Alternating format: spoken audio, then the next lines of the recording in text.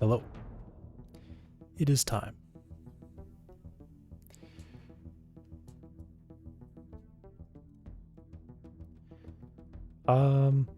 I was gonna be up a little bit earlier, but OBS was having problems. But they're fixed now. I'm gonna double check that it's actually working. Okay.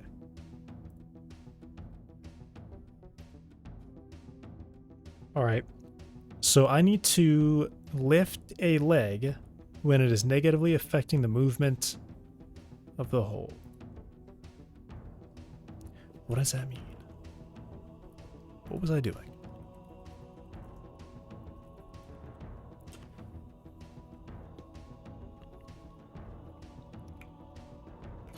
I think I said that I really need to get this to happen. But I also keep going back and forth.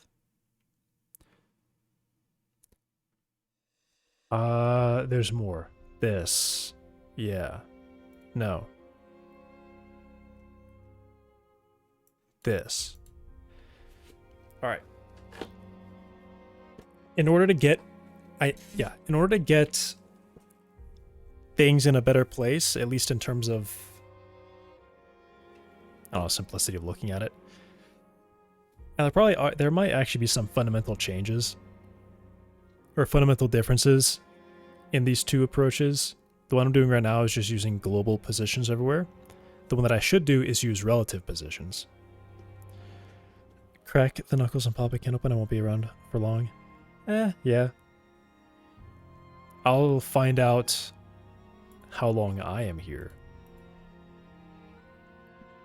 It could be a late night. Not too late, though.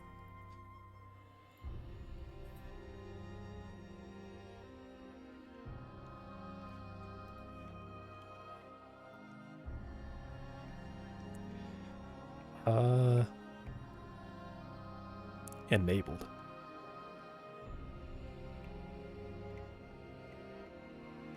Should this all be like that? Maybe.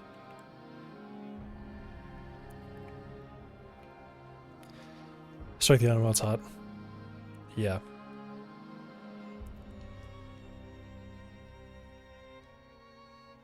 I'm gonna try some different things. I guess I should be starting today then, shouldn't I?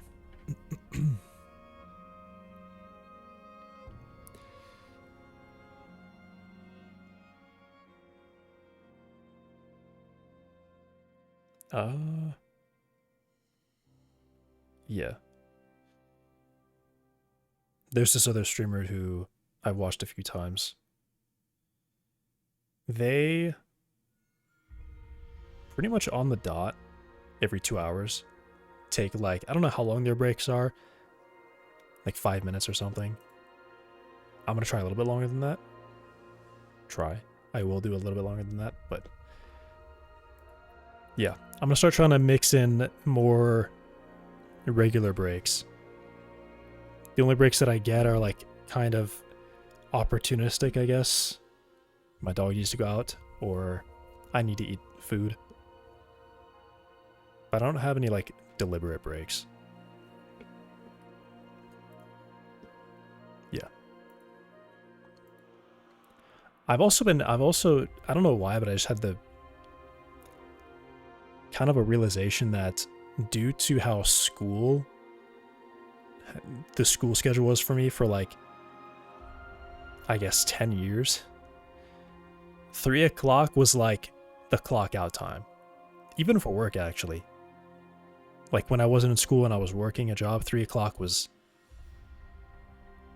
shift over. I think that might be why around 3 to 4 o'clock I just get super tired. It's been a decade of training that schedule into me.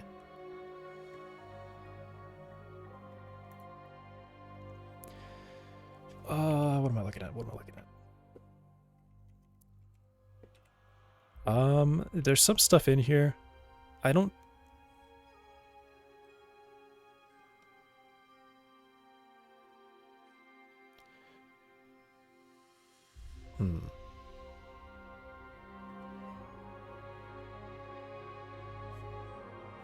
Not sure. Not sure what some of this stuff is. I think it just needs to be reworked.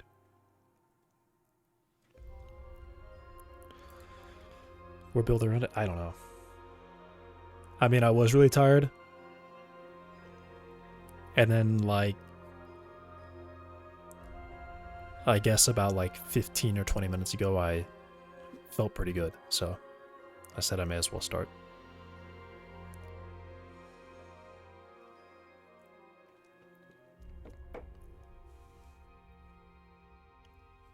It's gotta be brighter.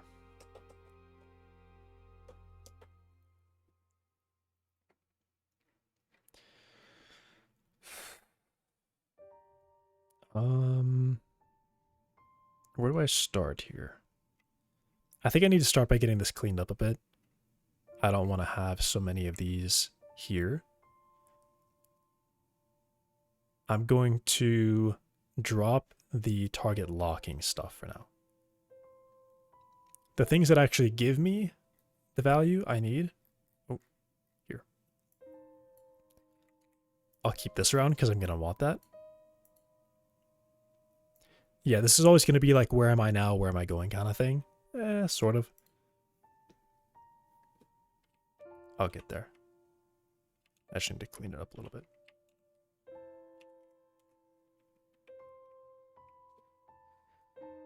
I'll go ahead and turn all the debug stuff off,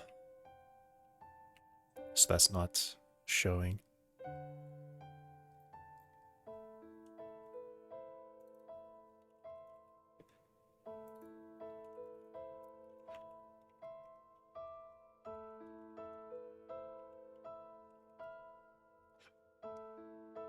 Max IK distance. Distance to keep the IK target near the target rest position.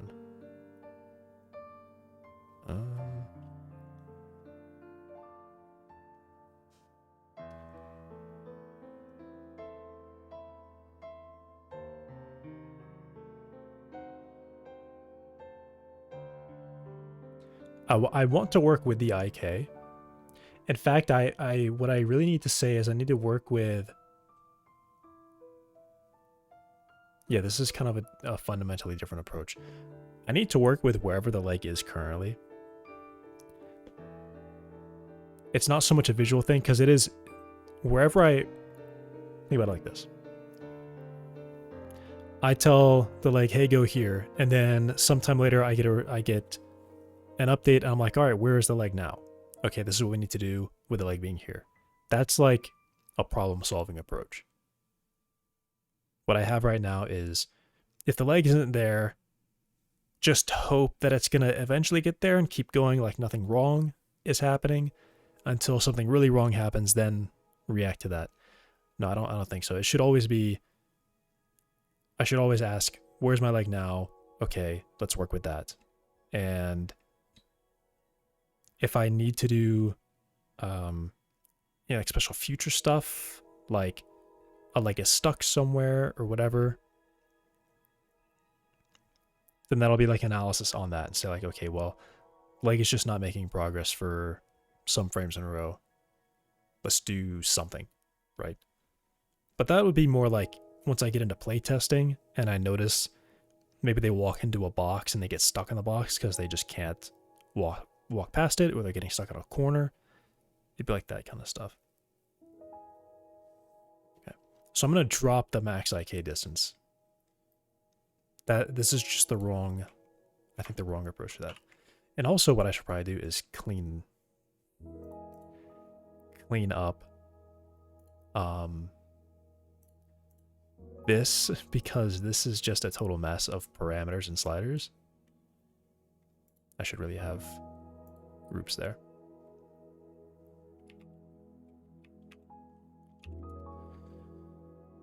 Global IK target, right? So I'm just dropping this.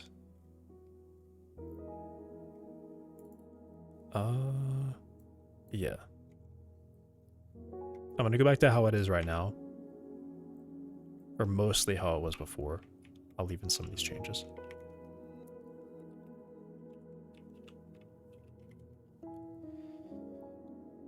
So target bone, target lock relative. Yeah, so I'm going to drop that too. I don't want to have any locking right now.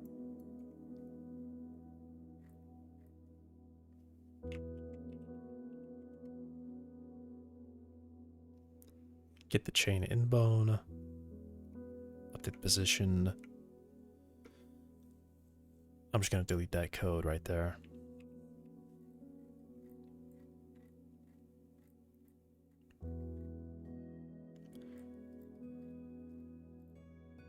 It's hiding somewhere. There it is.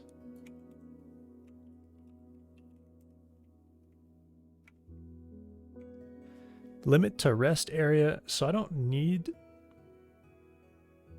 Yeah, I'm not doing that right now.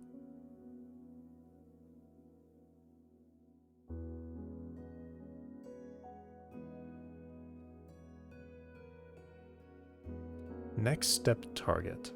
Step change. The smaller value between... I don't know what that is. I do have the step change dot with the normalized, which is... I realized was a dumb way of just getting the length. But the min value here, what is that for?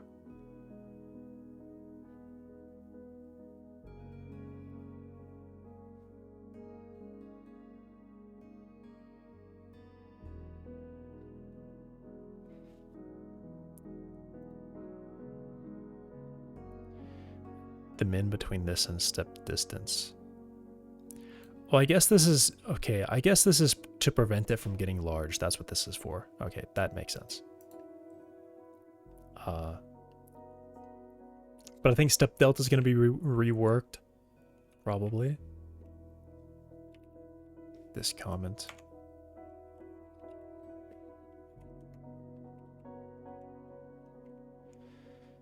And then I have... Oh yeah, I'm just dropping global IK target. I'm just going back to target.position and moving that.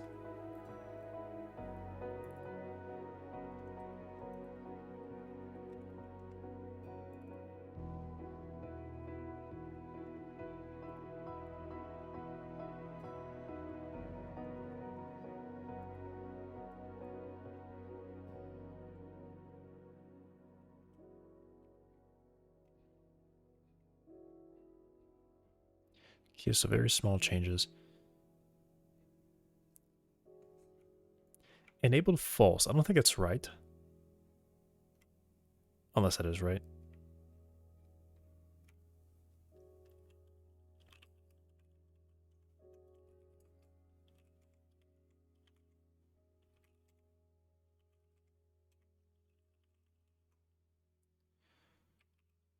Okay.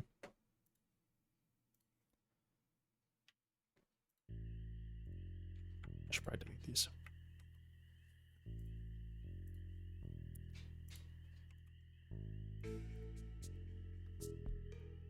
So all these raycasts got disabled. They're still disabled. I guess that's part of the tool. Yeah. I disabled the shape cast, but am I calling it? I have to be calling it then. I am. And I set it to false. Okay, I do. I think that was just like a mistake that I meant to actually add that and I forgot on a commit. Or I just didn't think to save it to make it update.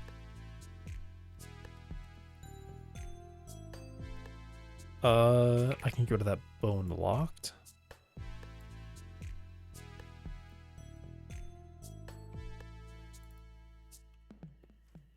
And I should just need like the position, right? Yeah. I don't use it right now though. Okay.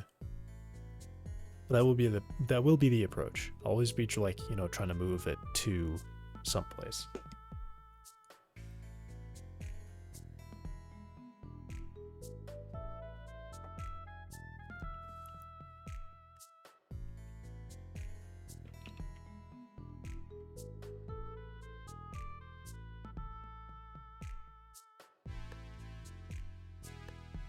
Okay, that's fine.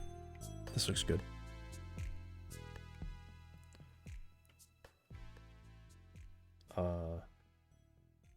It moved slightly.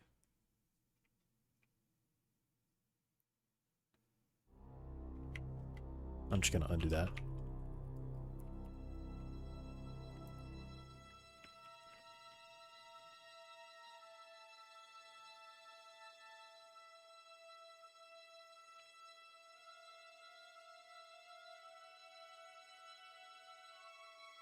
Alright, because I was moving it to look at markers. That's what I was doing.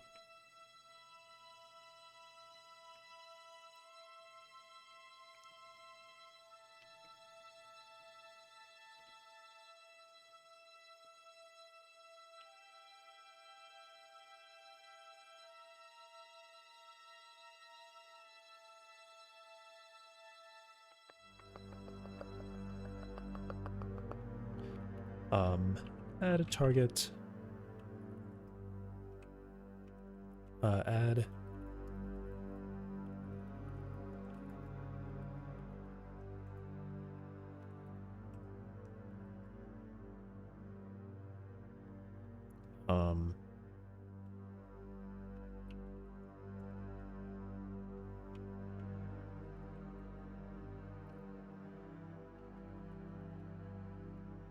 Crawler leg.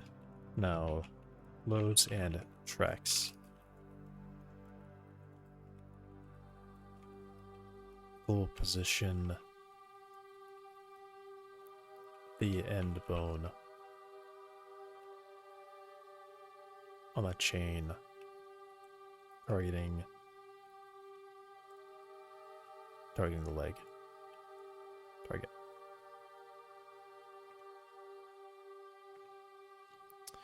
On the chain. Yeah, I'll just say that.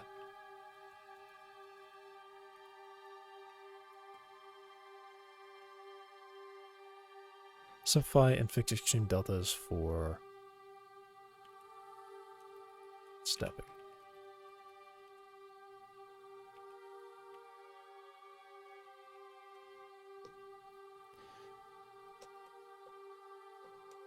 All right.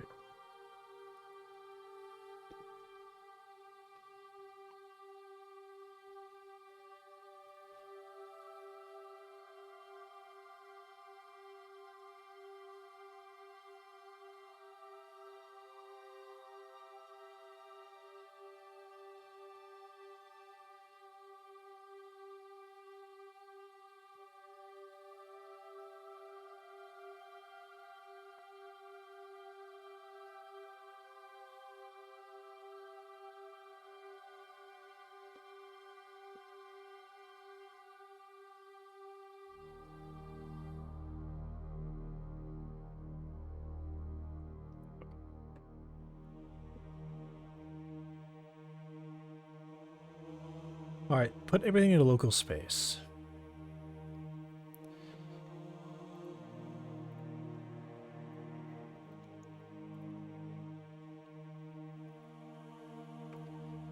So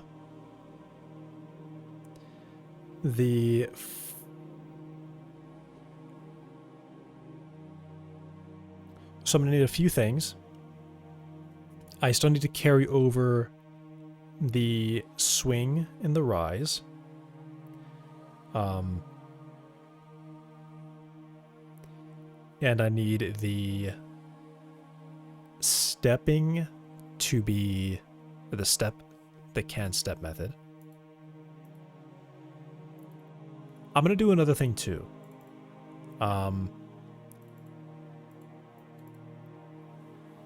Is moving is more or less being used in the sense of, are we already taking a step specifically? So I want to do that.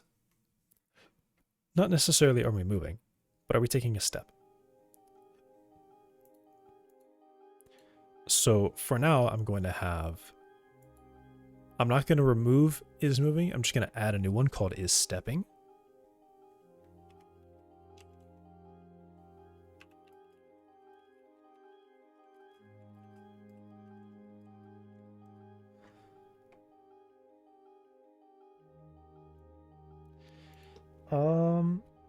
I'm not going to add, I'm not going to change that one either.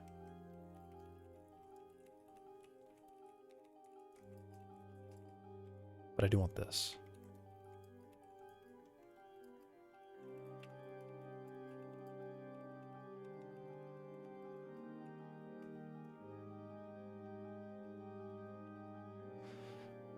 Yeah. How long it has been since the last step began.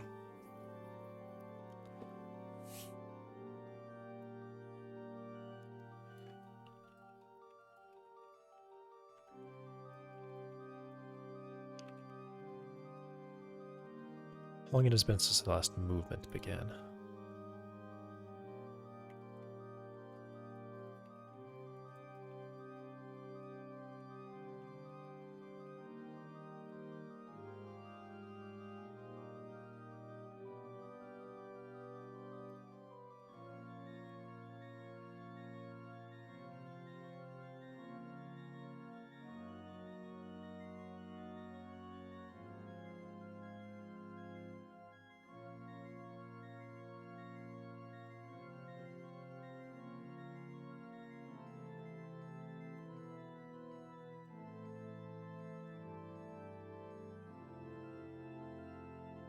Look is currently in motion.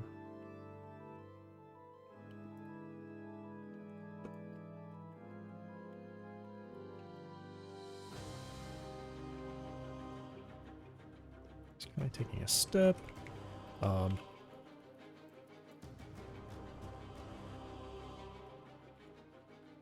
leg is in a comfortable position.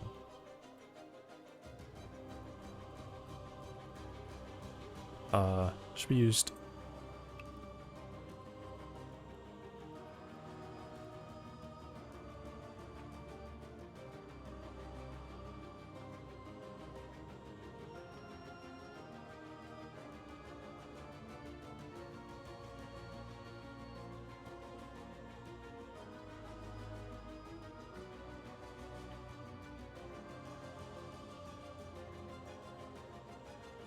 Okay.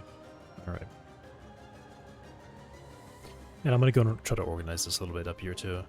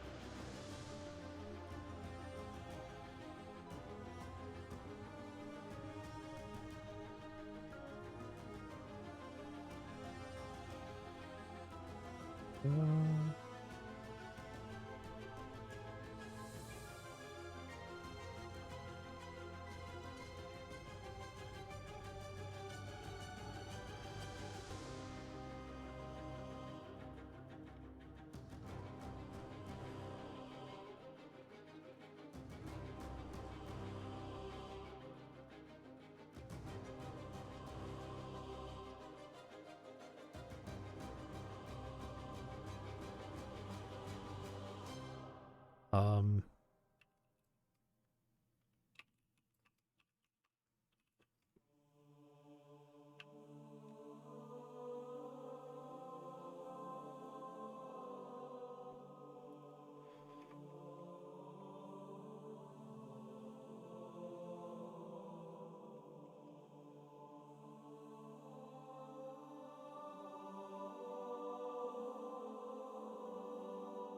Ailia.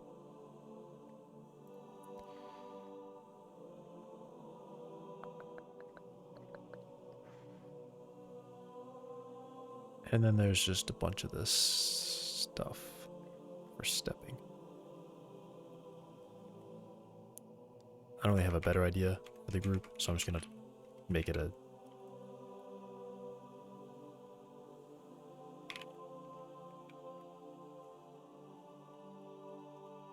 I'm not gonna give it a subname or this prefix. I'm just gonna give it that. Whoa.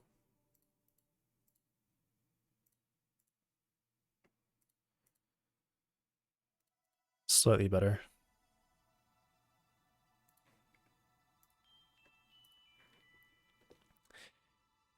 Jeremy was asking what you said. I told him you were working from home, and I don't think... And what?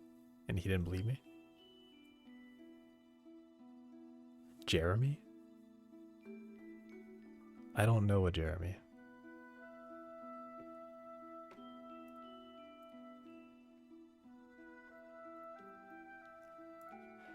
I was not working for what? Working.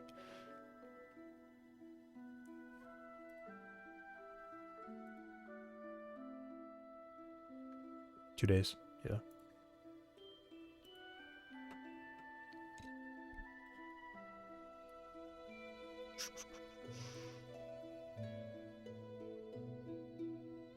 Okay.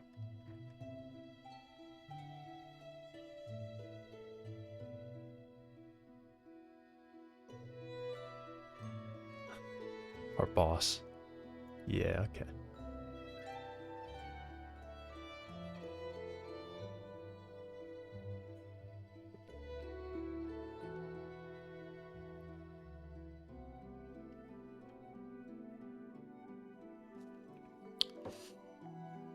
We'll call it my 2 days off, my weekend off.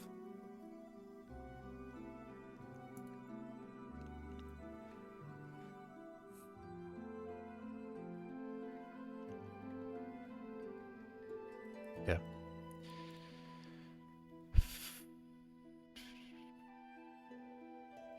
I'll ignore that. Shapecast transform is the old. All right, yeah, because I do move it. That's right. Okay.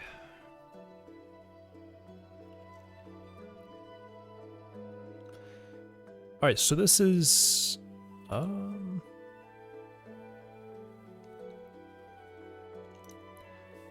right. I'm changing is moving to is stepping, so this is going to be specifically if we are stepping.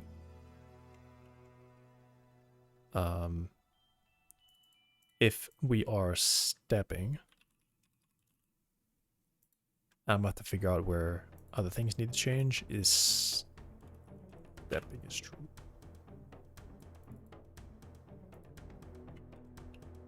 Yeah, I guess I should just be searching for is moving.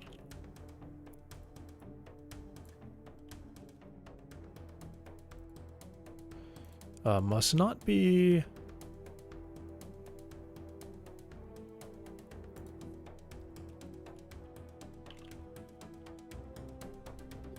I mean, this can actually just stay. Must not be moving. We don't want to take a step before doing. I'm going to say that moving is going to be some action.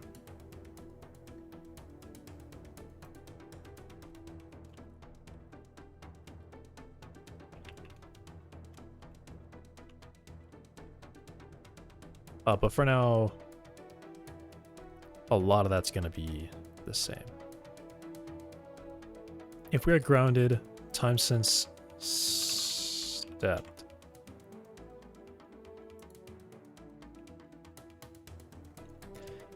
The wind is still affecting our internet infrastructure.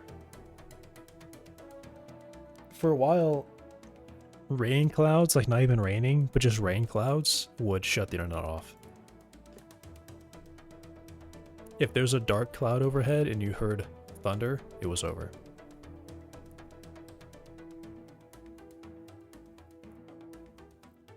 But I think they finally fixed that.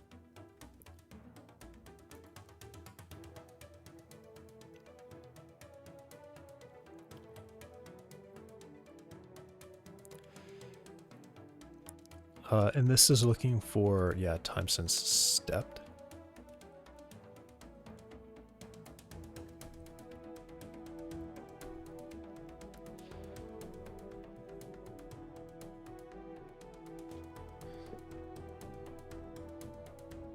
Time since grounded, less than leg step delay.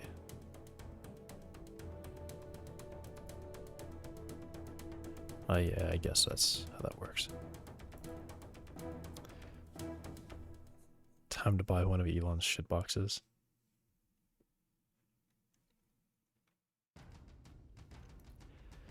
I've heard that they are losing satellites already, which I think is kind of crazy. I think they're already at the point where they're not just putting up new satellites for coverage, they're replacing ones that are like dying.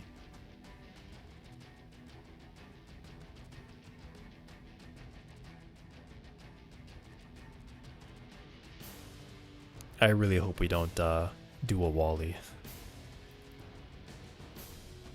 With so much stuff in space that you can't... Well, it's actually... I mean, no, never mind. Wall-E uses it as like a joke. It's not even like a real thing because it just blasts through it. What is it called? I don't know what it's actually called. I forget the name of it. The Cascade. Where you can't travel to space anymore because you're just surrounded by shrapnel.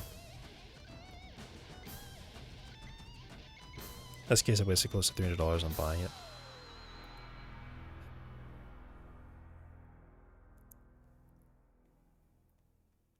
Apparently, they like 4x'd the prices, essentially, for roaming for like pilots who fly planes. Like, not like commercial stuff, but just like if you're flying a plane for fun.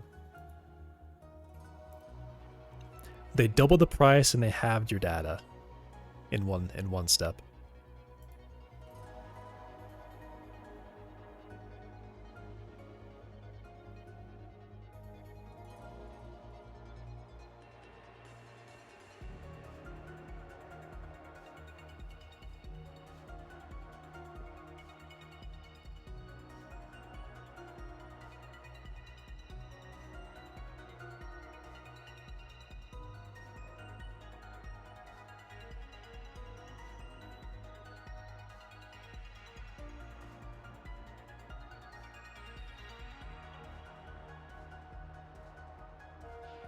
This should be like...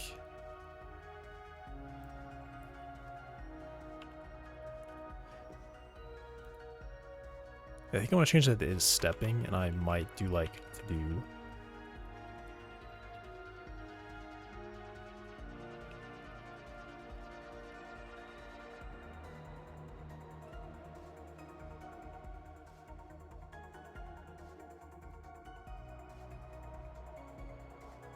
Must not be moving. Jason legs must not be moving or stepping. And that's it. Okay.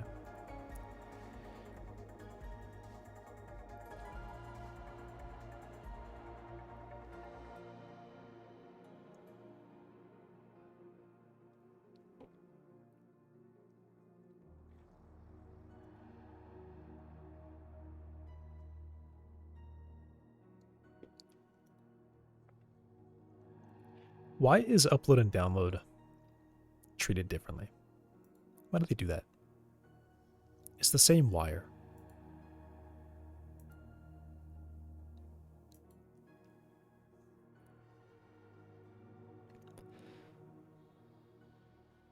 Because if you really think about it, whenever you request like a web page, you're technically uploading information, right?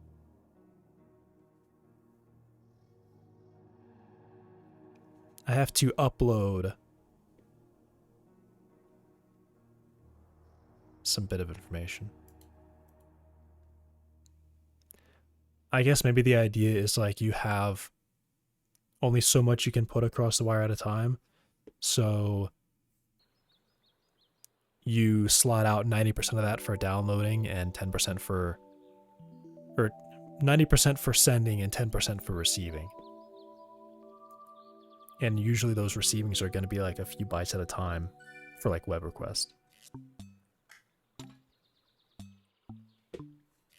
Maybe that's it.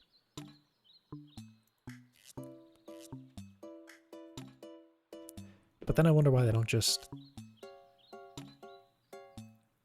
not have that. Here's your data transfer speed. Use it how you want. Maybe it was always a sales gimmick. People wanted to download stuff, so they're saying, oh, we have better download speeds. And now people are like, well, actually, I just want the internet to be fast whenever I use it. So now we're like, oh yeah, we got 1 gigabyte up, 1 gigabyte down. Now we're saying both numbers at the same time, when we could just say 1 gigabyte transfer. That's your speed. No matter what you do with it, that's how fast it's going to go. Maybe that's coming eventually. They'll just stop saying upload and download. They'll just say, this is your speed.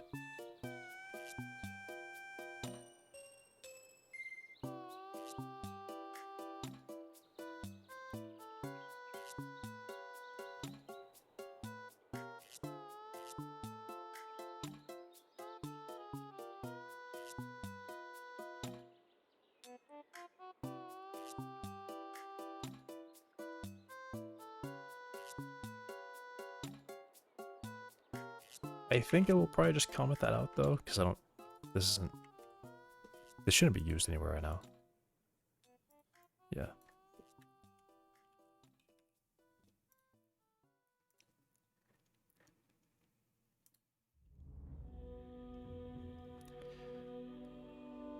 The inflate the numbers via the app. Yeah.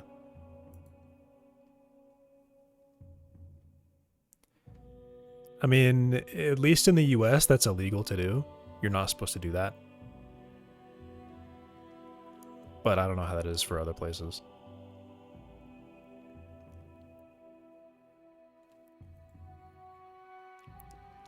You're not allowed to look at and prioritize traffic. Or treat traffic differently. Depending on where it comes from. Or where it's going. You can do that like on your own system, like if you have a router. The routers are coming with stuff that's like, oh yeah, if you see traffic for streaming, prioritize it or something. But that's like local, you can do that. But in the US, it would be illegal for an internet service provider to perform better by deliberately performing better on a test. Even if they know it's going to test internetspeed.com or whatever it was called. Internet speed test. They know when the test is being run, but they're not supposed to. They're not legally allowed to change how the test performs. Because they could. You can get on Twitch and just have really terrible streaming experience and then go to your speed test and it's like, oh yeah, you have a gigabyte of speed.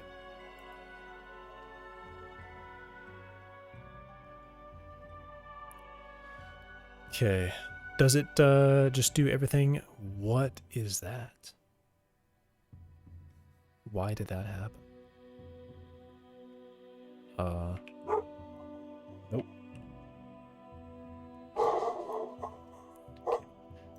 Alright, I'll be right back.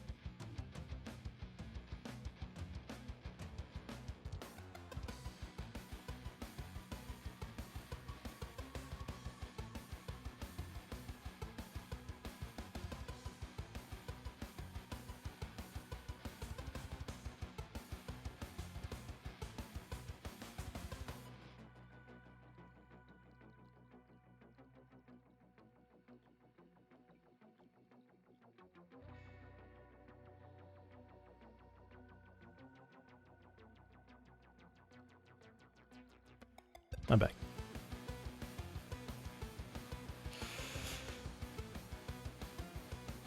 Turn on Cloud for DNS lag, not as bad as before. Streaming a terminal window spitting out text.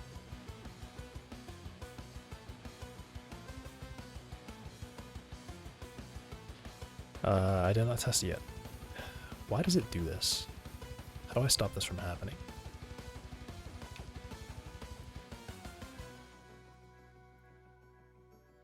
Sit in the editor settings. Do I need to do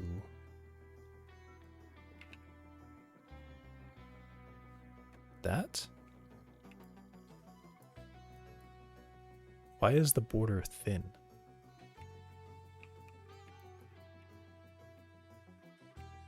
What? Why is the border thin?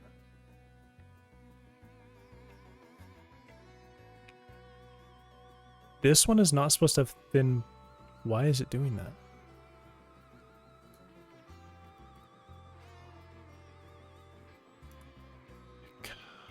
What happened? Why is it all weird?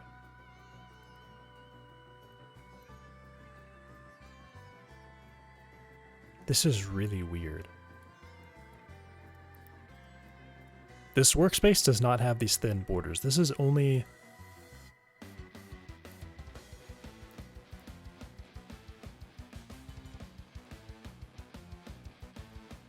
Yeah, see, the browser has flush borders here.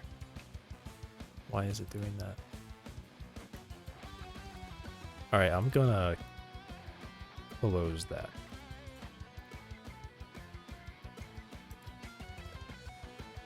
Yes, this was weird. It popped up like this, and that was weird.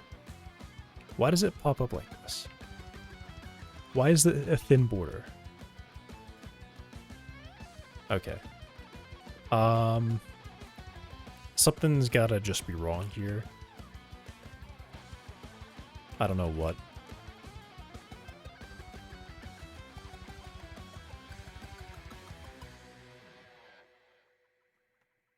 I didn't change this file though.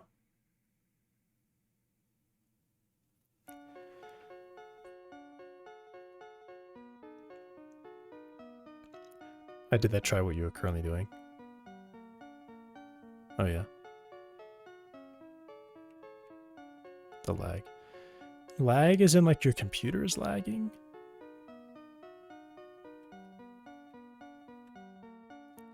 Why does Hyperlane do this? They definitely changed something, some config, and I always have to go in here and update my configuration to like change whatever the name they felt like changing on this update was. It's super annoying.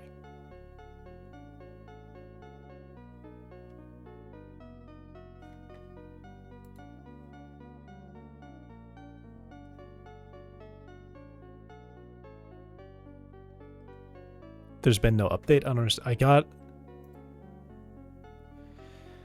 I just restarted it and it said...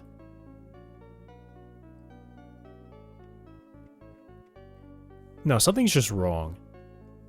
Because... See? Thick border here. If I send it here, thin border. Why? I didn't make this thin border.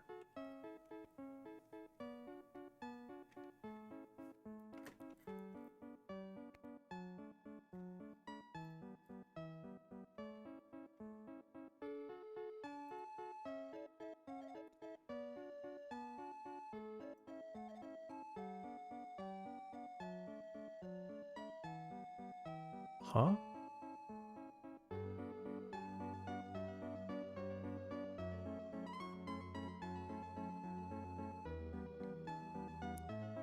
Five has thin borders now? I don't remember doing that. Okay. My only guess is that I changed that, and I never restarted my computer.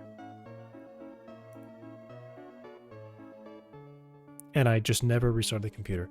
But why does it keep putting everything full screen there now? Stream lag. 2 to 3 minutes behind.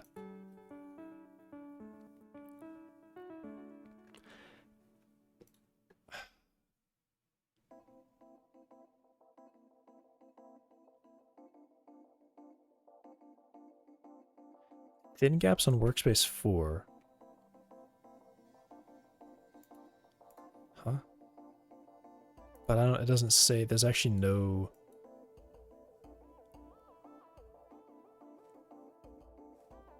What?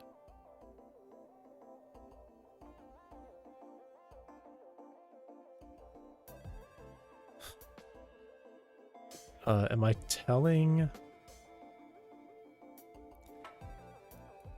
Thin borders on 4.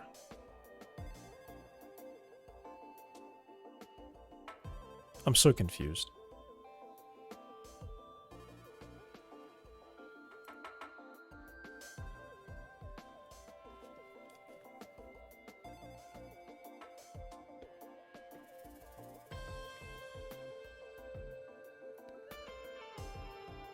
I must have set that up. And because I never restarted, I never saw the change. But no. No. Hyperland is supposed to update immediately.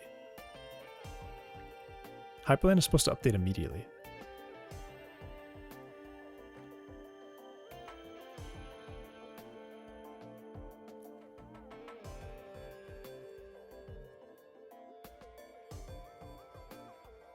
This is so strange.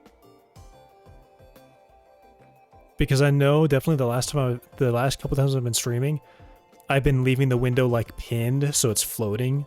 So when I hit run, it'll put the game window on top. And I know that because the thick border still spread out to the other monitor, so I would always see the thick border. So I'm guessing this was broken. This didn't actually work. And then after the update, this worked again.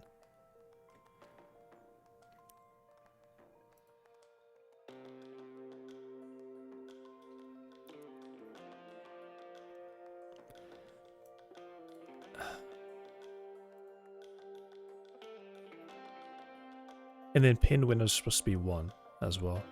Alright, I'm going to assume that there is just some weird bug where those weren't working for a while. And now they are working. But I still don't know why Godot is popping up full screen like this and not being pinned by default. It's really weird.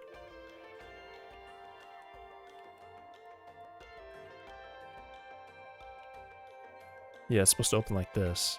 And then I click at it. And then I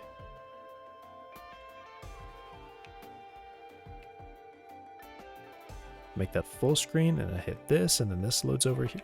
Like, what happened? Why is it doing this now?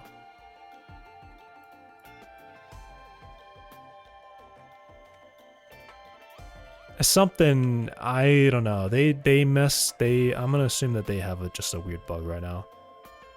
Where between Godot and Hyperland, it can't open like it has been before.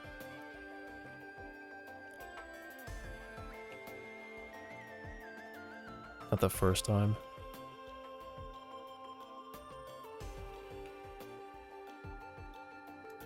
Whatever, I'm just gonna... Why don't you look?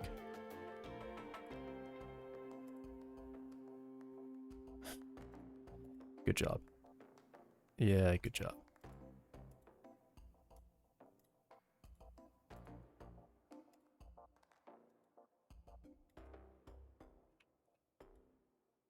Can you...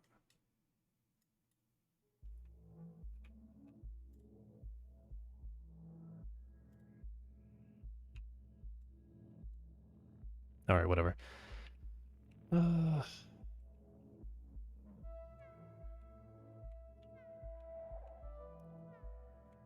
mean, there's just... I can only assume it's something with, like...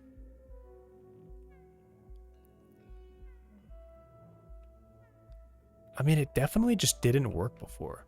I definitely have had those, like, thick borders there, or thin borders on, like, pinned windows and stuff like that. For a while, and they only just started working. And apparently I've had border size 1 on Workspace 5 for a long time, and that only just started working after restarting today.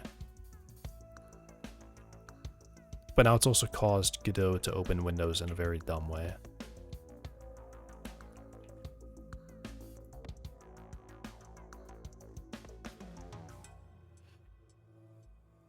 Yeah, whatever.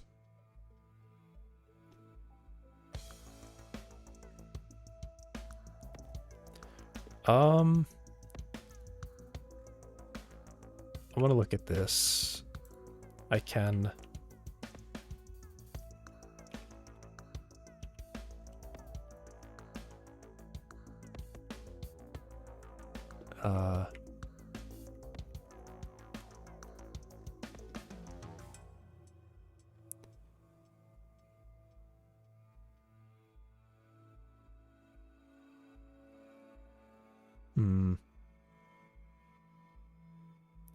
I was hoping this might say something like...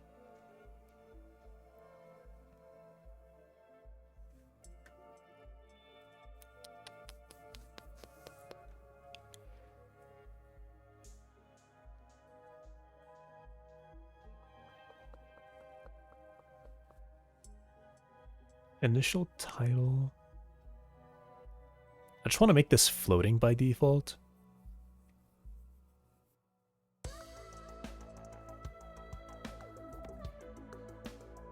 Over full screen.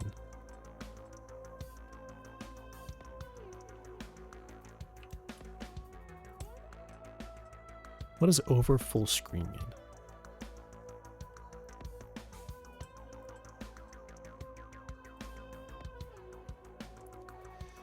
Never mind. I was hoping it might say, like, oh, my initial class is Godot game.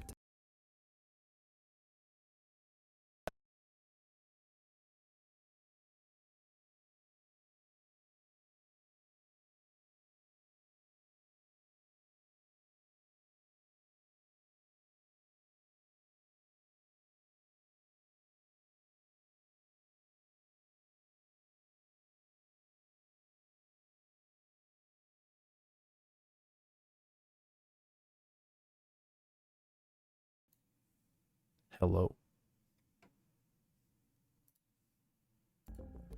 Okay, I don't know what I did just now. I think I just, like, lightly bumped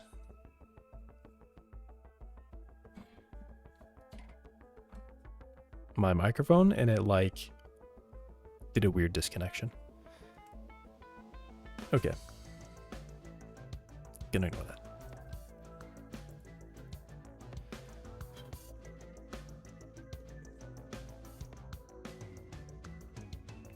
Yeah, this, like, pin thing did not work before. And I can't even run that pin because then the game is full screen in the background.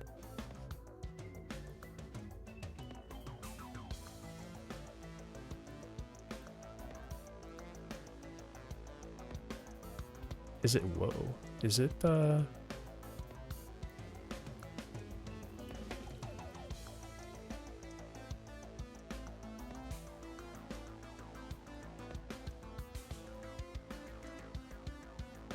panels are made floating, they'll be maximized.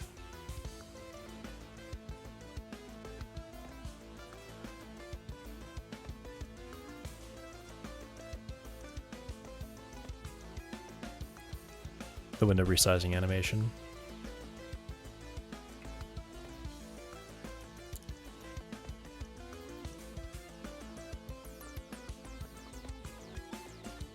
Window placement centered.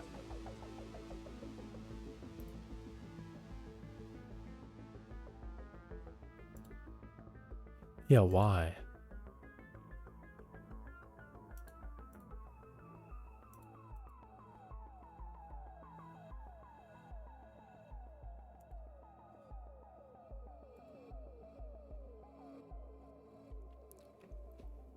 So it's supposed to be making it centered, but it's not doing that. Okay.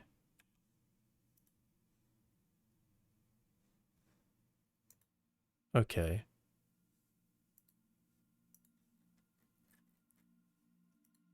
So there is a Godot bug happening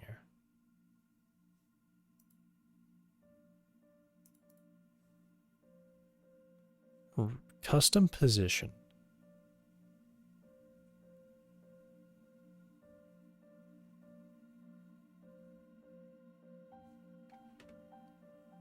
Run window placement.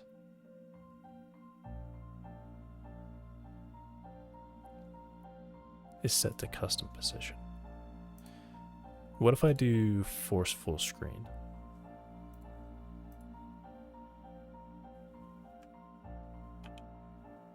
Okay, that works.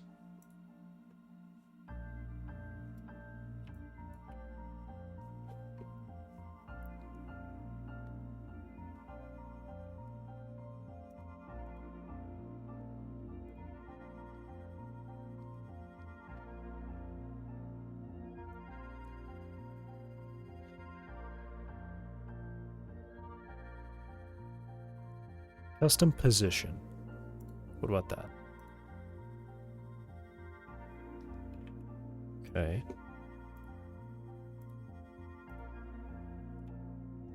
Ten and 10.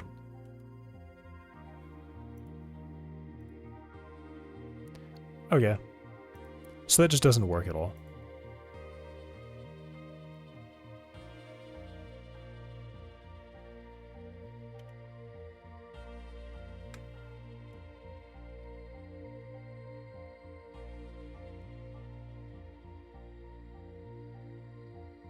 I haven't touched this file.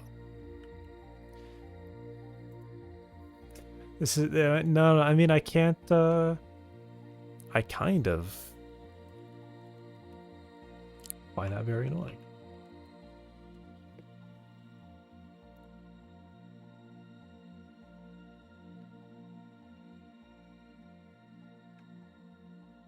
Is it? No, I didn't update Godot. I did update Hyperland just now. There are 4 updates. What are the odds that I snuck in right between like a bug and a patch? What are the odds I did that?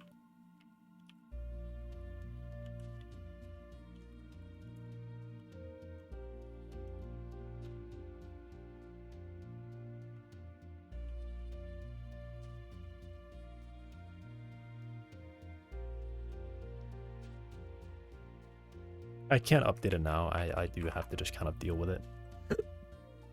Because it'll require restarting.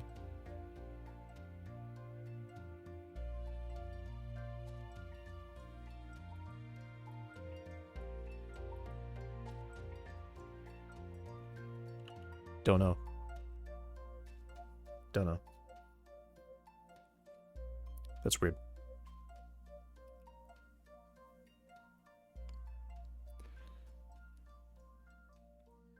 Uh,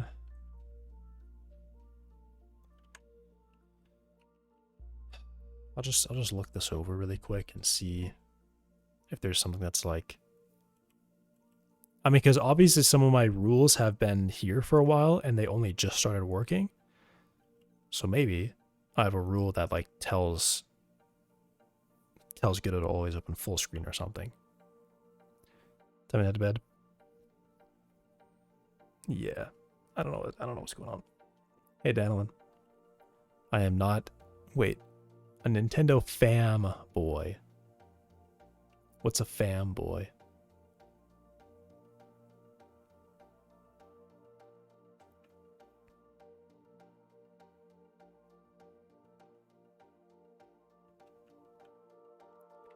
Alright, I'm actually just gonna straight up delete this.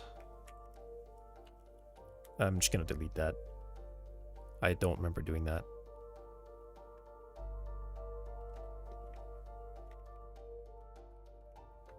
Workspaces with only one window or a full screen window.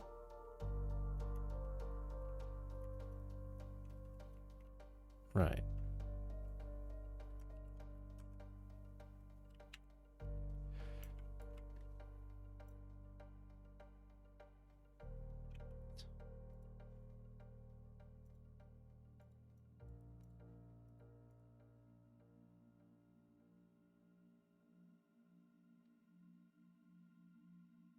Check this. Tail Slayer.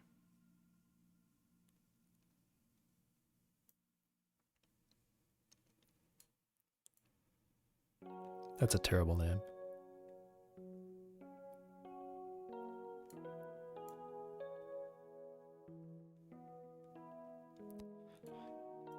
Editor, what? There's something about having a per project setting on how the game opens. Where is that? Window. Mode windowed. What?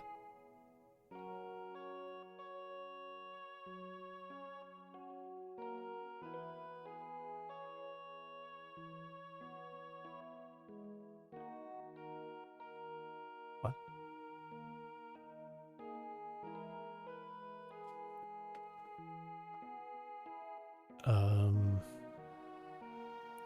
Is that it?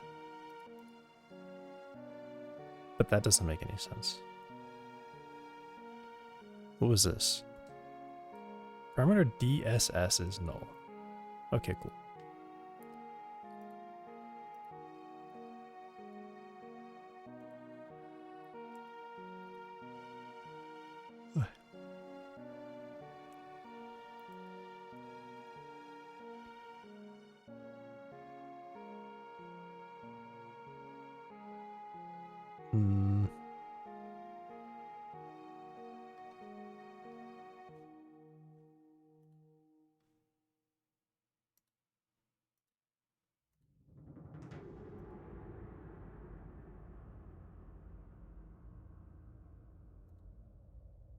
What if I do that?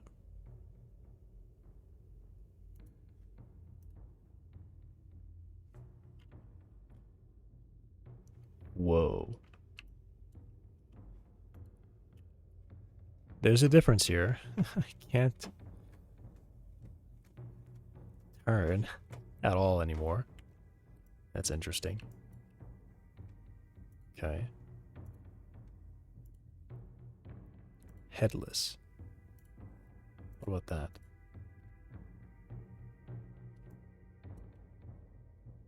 Oh, okay. Nothing happens. Cool.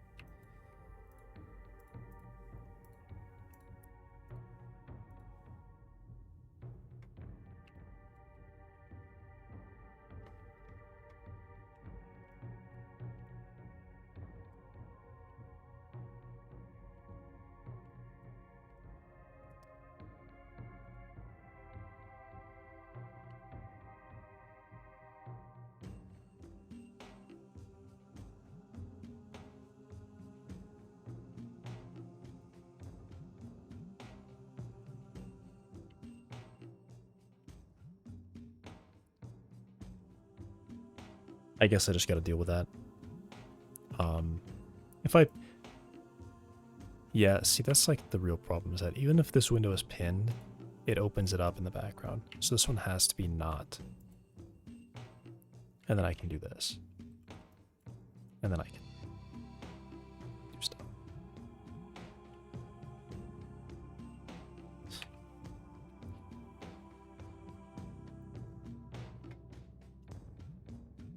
All right, I'll look at this link.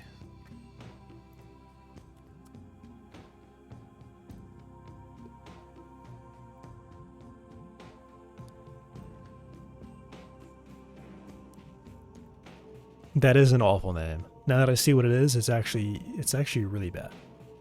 That's even worse than I thought.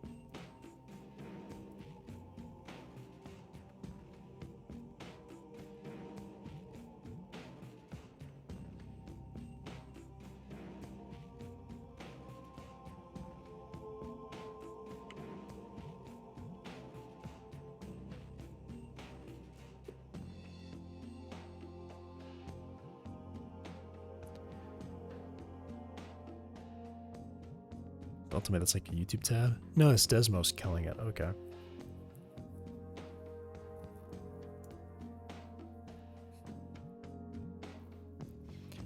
Reducing tail latency in RAM reads.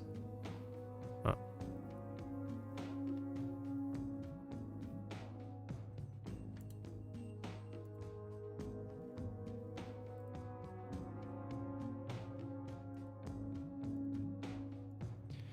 RAM reads.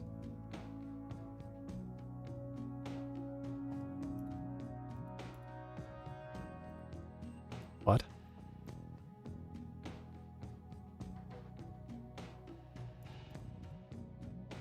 How is there nothing here?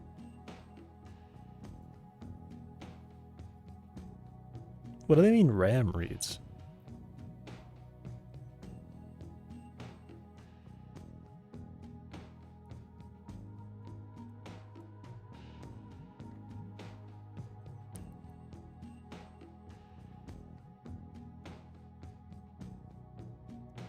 This isn't the whole thing, right?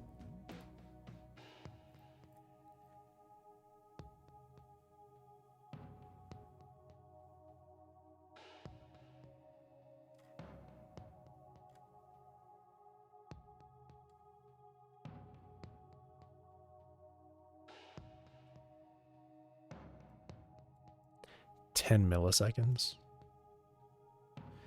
Why is it called? Oh, U microseconds. Okay.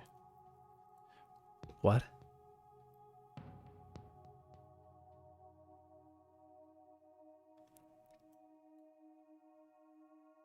ASM.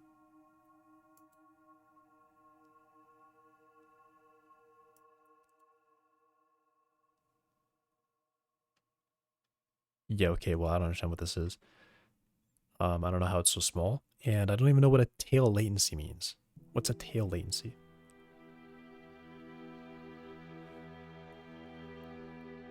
What's a graviton 3-4?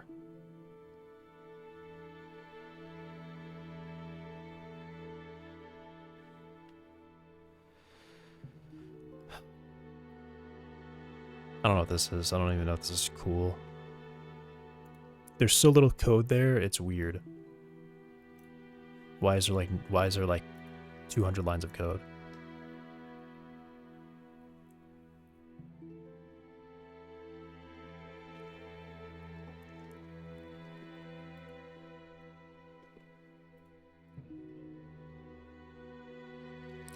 Tail or what is that?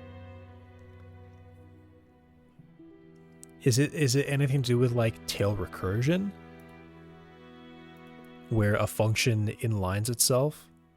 Or I don't even know what they do, but if the last thing you do in a function is call the same function, that can be optimized out of a stack frame, so it's not a stack frame anymore. I think it's just like a jump.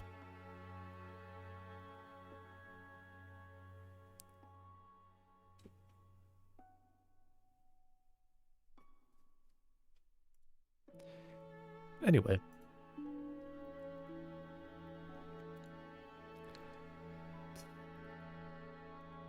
I might just be cooked, honestly.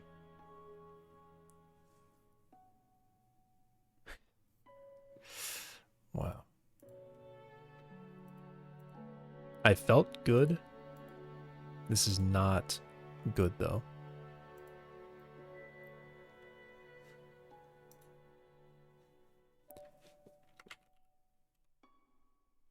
All right.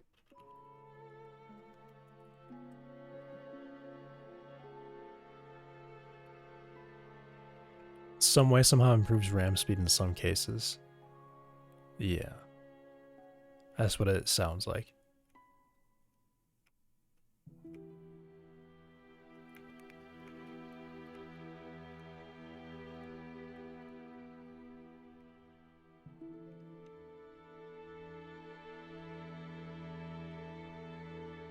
I need to change that. Put that back. Default.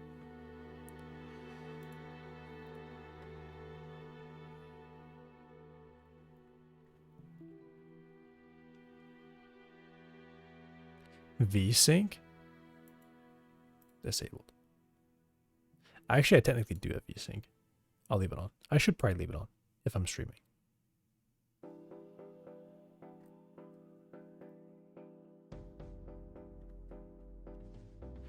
Honestly, this may just be a case where I need to restart the computer again for that to start working. I just can't believe that I've apparently had thin borders on Workspace 5 for months. Definitely months. Last time I opened that was like probably over 2 or 3 months ago. I've had it on this whole time and it never ever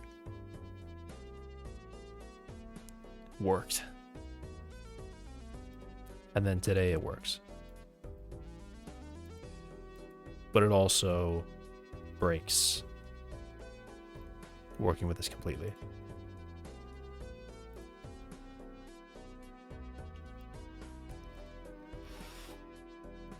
All right.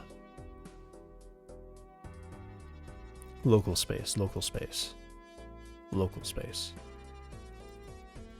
So I think probably what I should do is perhaps turn this off. Target top level is going to be false now. It's just going to be like that.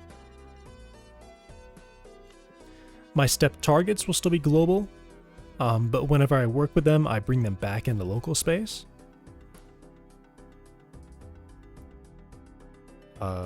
Next step target would be target. Next step target.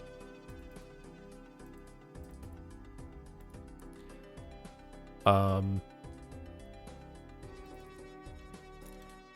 right, I need to know exactly what these are used for. Next step target is sort of like, I think it's more used as like a temporary thing.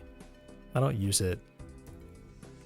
Yeah, I don't think I actually use it as a global thing at all. Yeah, I don't. So what I'm gonna do then is I'm going to, do I use next step target anywhere?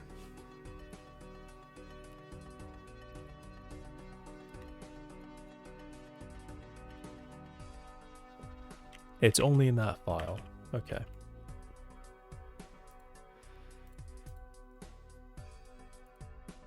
Alright, so here's what I'll say. I'm going to drop this out. I'm not going to have next step target like that anymore. I don't even know why that's there. Because that's, I set that, then I don't use it unless I'm doing something like this. So it's just a weird thing to have there.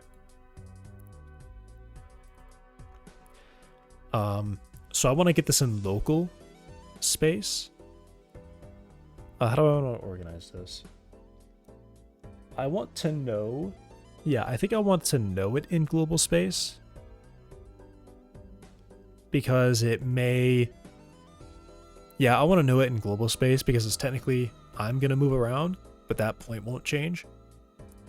But then I'm always looking back to say, okay, where... Yeah, it'll be like step target, actually. So I'll say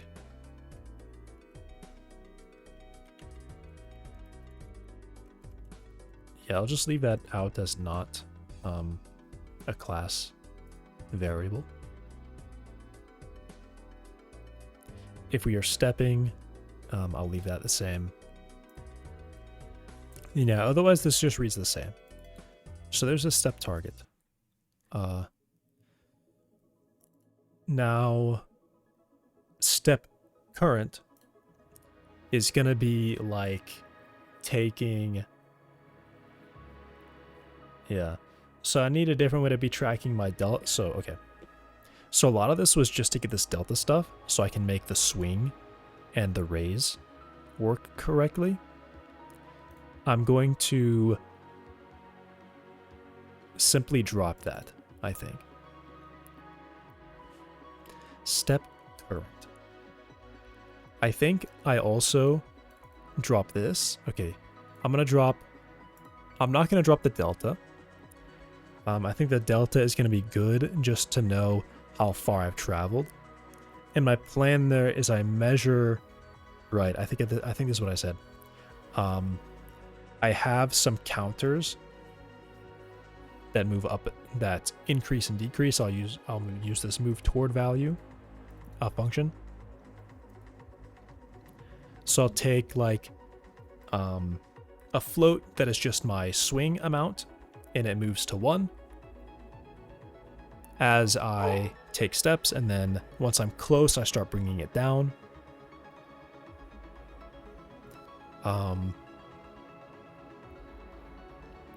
So it'll be kind of like a linear distance thing. I'll have some like start and stop. So I'll say start your swing at well, I kind of also want the swing to be smooth, actually. I'd like it to be smooth the whole way across.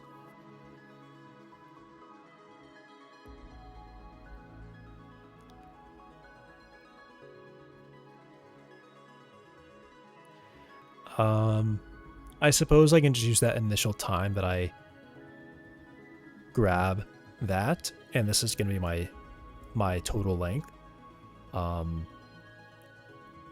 And I'll just work with that value for the swing. Make sure to use slurp and not lerp. Well, I'm not doing rotations, but thanks.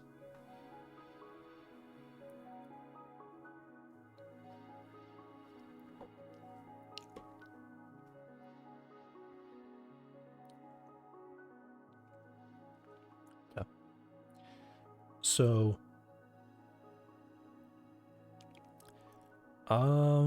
let me just leave out the rise and the swing for now, and I'll bring them back.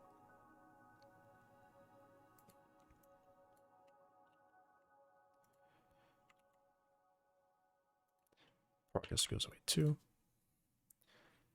So what I'm going to do is I'm going to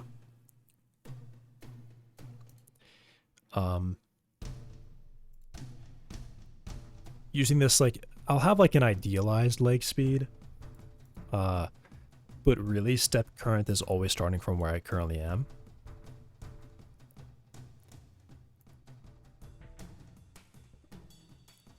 So target position, I'm gonna say this.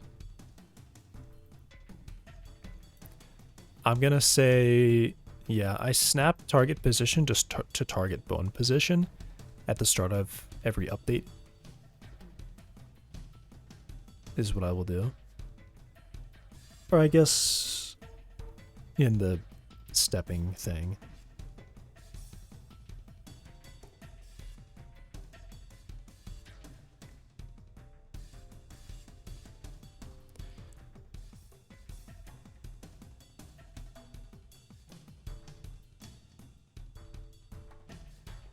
Yeah, okay.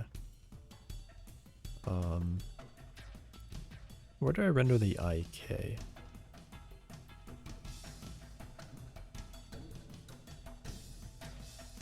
It's right there. So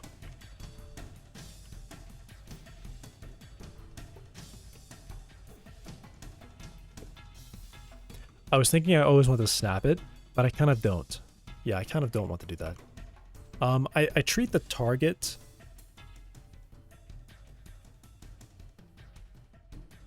I do... Okay. There is going to be a case where sometimes the leg simply can't reach that target, and I have to figure out what to do there. But I did say, you know, ask the question, where is the target right now? And... I mean, yeah, that should be the thing, right?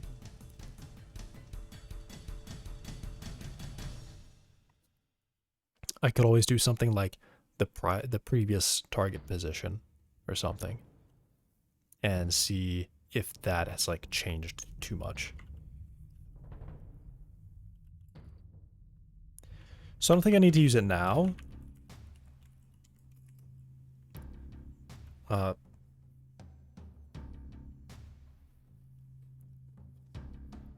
then target, I still want this target to be local, but I have a global position. I need to adjust it correctly. I guess I just do target position is nested under this node. So then I can just say global transform inverse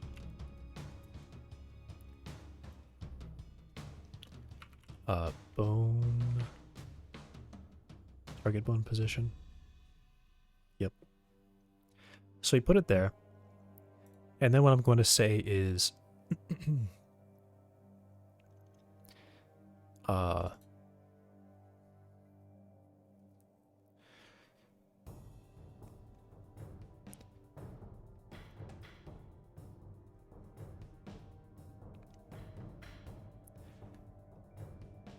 and the visualization that I had in my head was essentially pretending like there's a camera directly above the leg. And whenever I get that target, I'm essentially drawing a segment. The segment looking down is from where the leg is before I start taking the step and where I want it to go.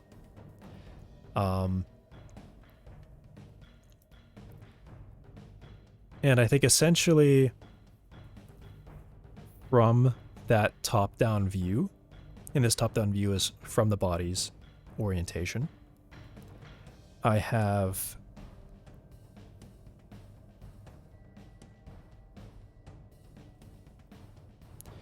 yeah, I could do like a projection kind of thing.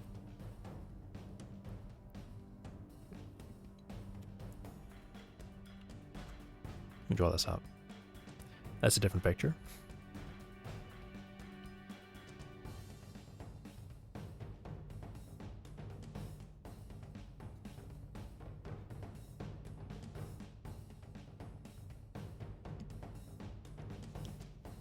Oh yeah, something's working as intended, alright.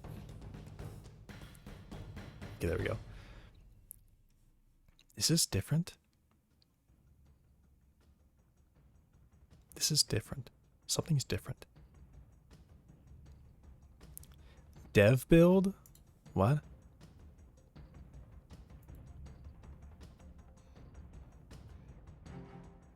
Dev build?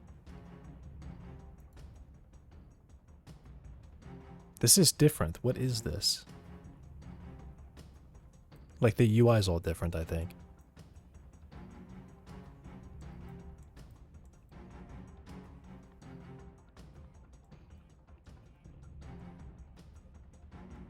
Okay.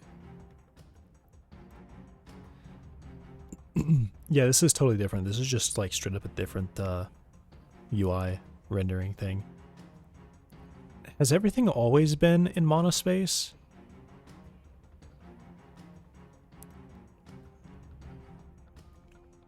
Maybe.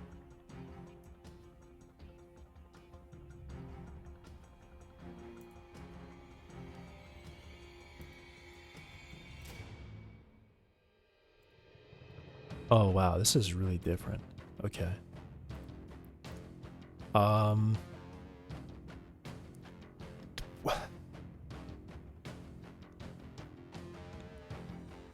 Okay. It's all very... Oh, the triangle doesn't rotate anymore. Interesting. Well, I mean, maybe that was annoying to some people. Okay, what do my circles look like? I think they're like some kind of green.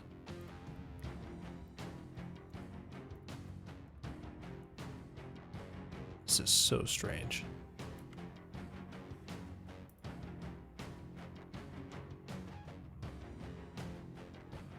Why does a vector layer look like this?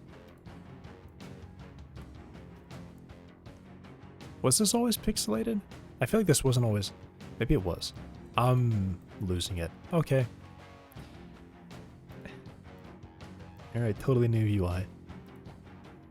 I do like it, it's just weird seeing what's different. The UK banned Kanye West, don't they know he made Graduation?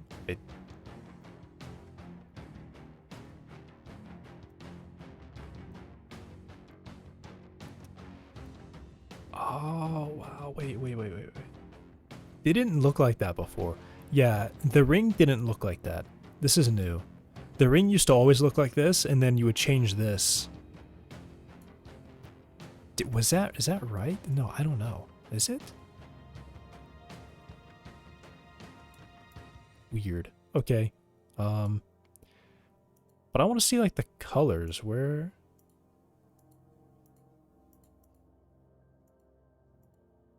Oh, there they are. Okay, I just have to click on them and click off. All right, cool.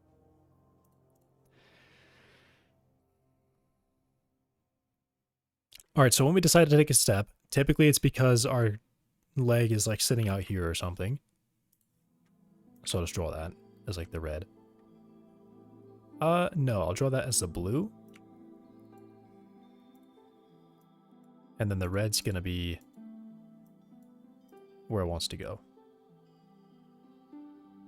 So it'll kind of look like this.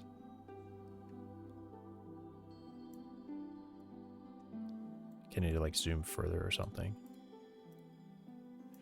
Right?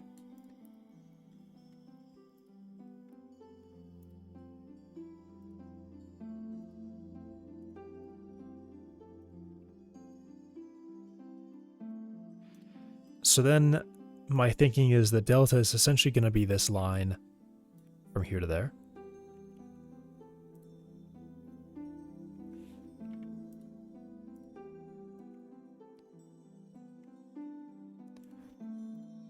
Okay, yeah, I think something's different about the vector layer. Oh no, it's because I'm still on 1.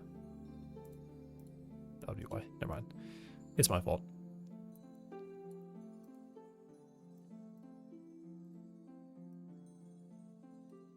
Right. So...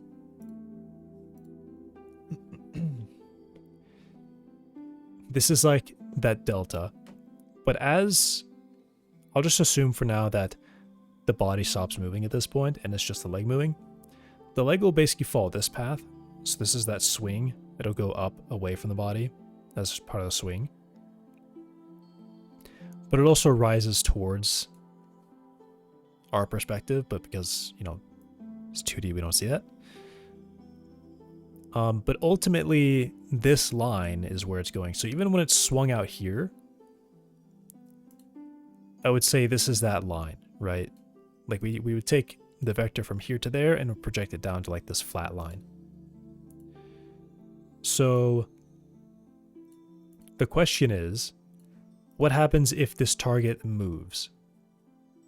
I guess, yeah, I mean, really it's more like what happens when the target moves? And, you know, our leg is like this. What do I say here, right?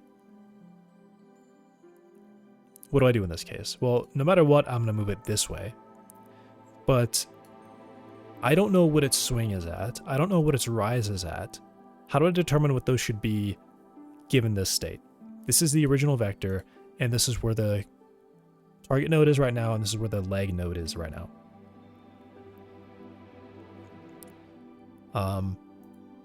I guess more realistically, it'd probably be like this, but let's assume that this target's moved around a bunch and we moved it around a bunch. So now it's somehow like sitting down here. Perhaps what I do is I start just with this line. I have the original line, and I have what it looks like right now. I guess what I can say is, on this line,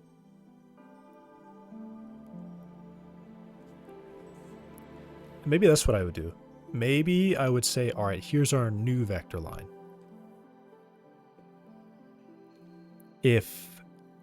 No, that doesn't work.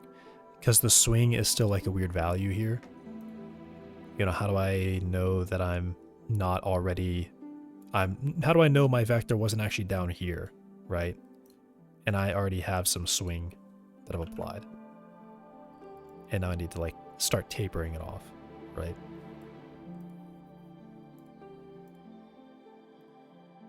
I don't know that.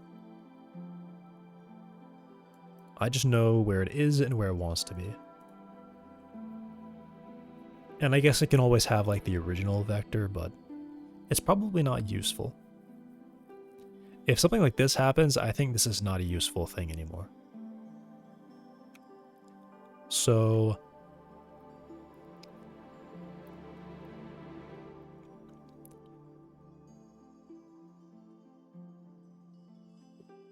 what do I do? Hi, Mohammed. 1, 2, 3, 4, 6, 5, 6.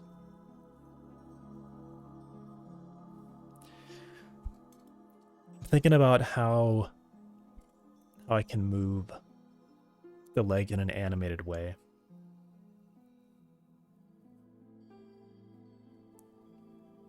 What are you doing? Yeah. I have this guy. I guess I'll put these back in, because otherwise nothing's gonna happen. Can I run this right now? I might have broken it. I'm gonna assume I broke it, because it shouldn't be doing that. Oh, what did I do?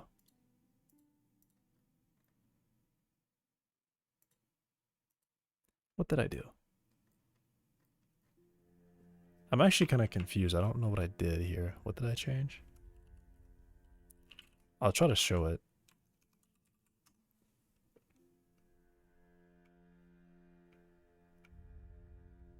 Oh, it's probably that line. Target top level.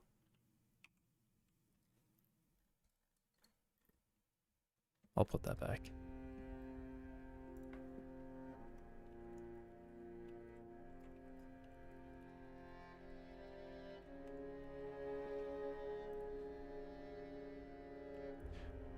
Weird.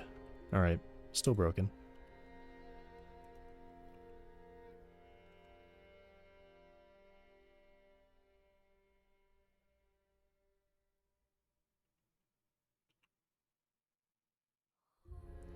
Oh, there's that line.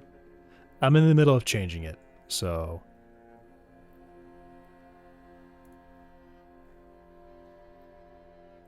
I have broken things.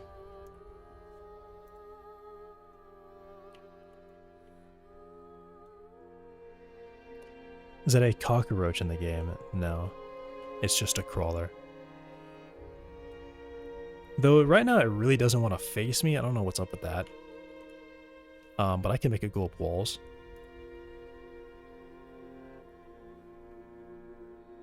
Yes, rotation's being really weird. It's really like refusing to turn. But I'm working on this right now, and you can see the legs like lift up and they swing out a little bit. I don't know how like obvious it is, but they're moving 3 different ways. They're going up, they're going forward, and they're swinging out a bit as they step. But I have...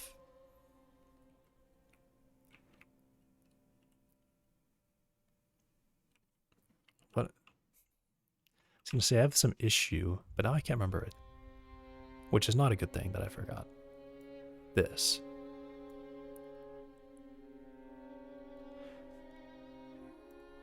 I've just been struggling, and I think I need to change how the legs are stepping. I need to move them to local space. I think the main thing is that it's a preparation for when I put physics on the legs. Or I guess more physics. A crawler player? No. This is an enemy of a game, of the game. This is the hardest system to set up, so I'm doing it first. Well, I guess not technically first. I still have a bunch of other stuff going on, like I have my own person that I can move around. But this is going to be the most difficult thing that I can do in the game, I think. So I'm doing it first. I've already got a lot done. I just need the legs to be in a better... I need a better system for the legs right now. For how they move around. Because I particularly get issues when legs are detaching from a surface. I can't really do that. I can't make them...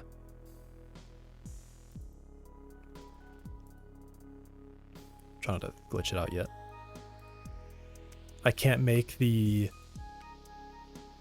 I mean, it's mostly just weird when it comes off the surface. So I'm going to have it, like, try to walk off the surface right now. And it just looks really strange. It doesn't... Okay, yeah, now you see how it looks strange. So the thing is, the IK targets are still sitting up there. So its legs are trying really hard to rotate to face those. And that's not what I want them to do. So part of making that work is going to be putting everything into local space. It's not going to be an open world game. These will be one of the enemies you encounter. And like I said, it's the most difficult one to set up, so I'm doing it first.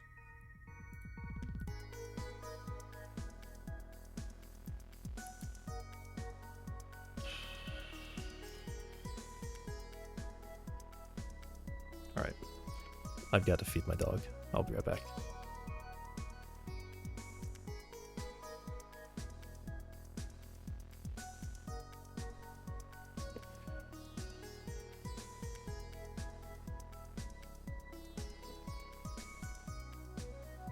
I should probably send the changes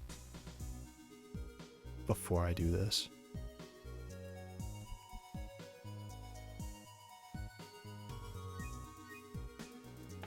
Okay.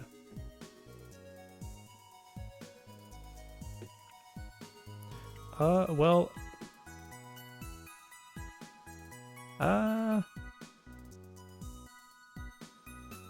Where am I going? What was it? Dude, this undo redo stuff is so weird. I don't understand. It's like I have to press Control Z, but not to It's weird. Yeah, I want to send part of this, but not all of it right now.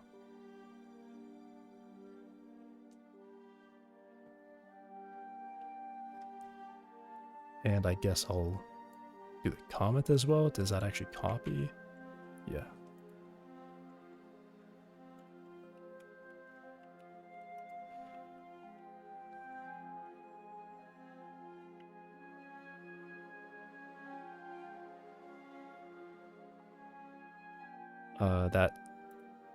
This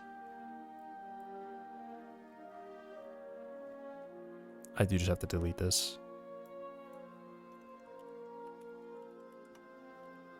I'll add it back later.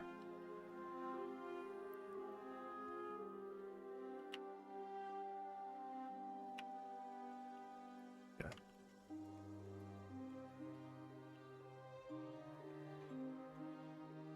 I think I'm adding...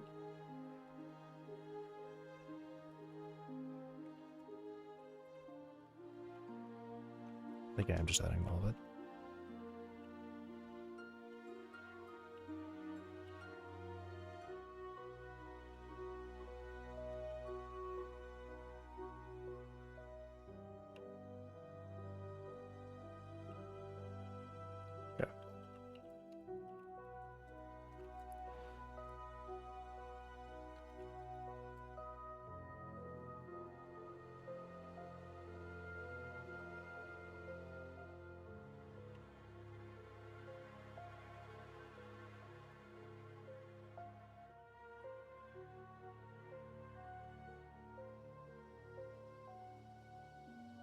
Um.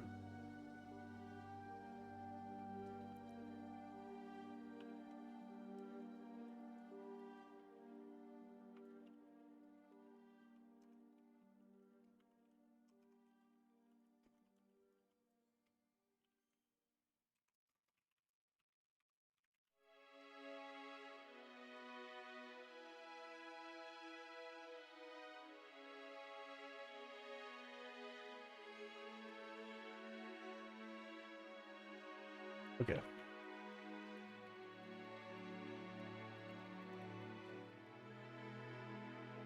All right, I gotta go take care of the dog. So I'll be back.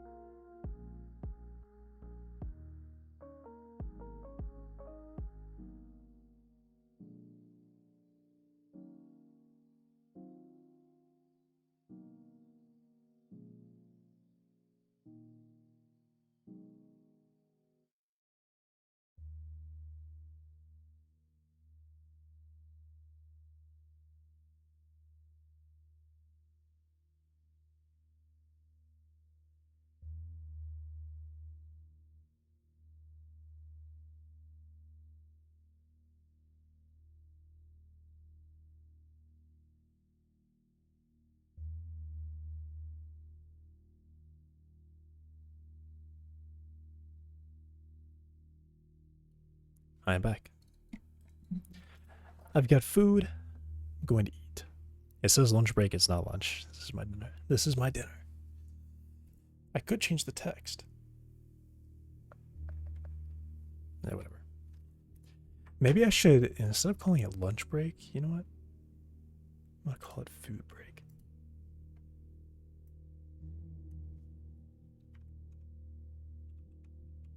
Now it'll be generic.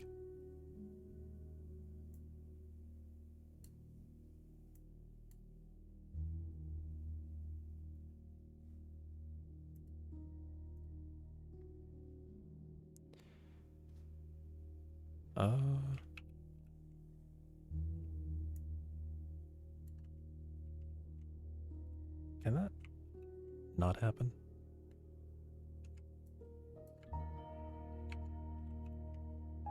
I just want to drag out to the left. I don't want to resize it. Okay.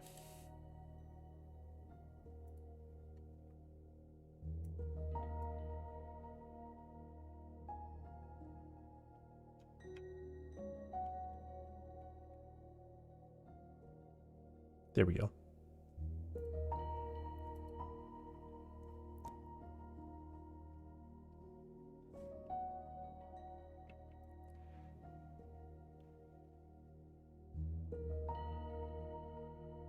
Alright, that looks good to me.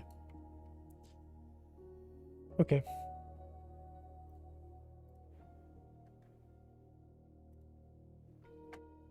I eat.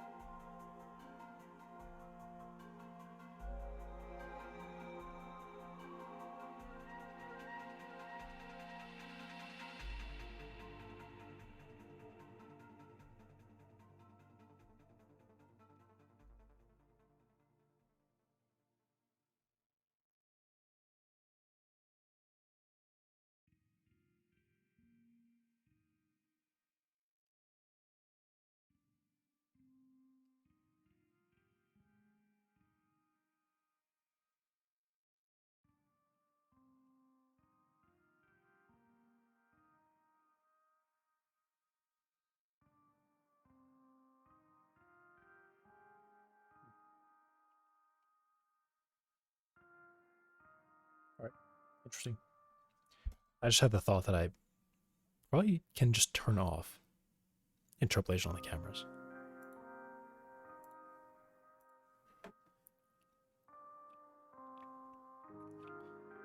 Because the camera is assigned to something else that is physically interpolated.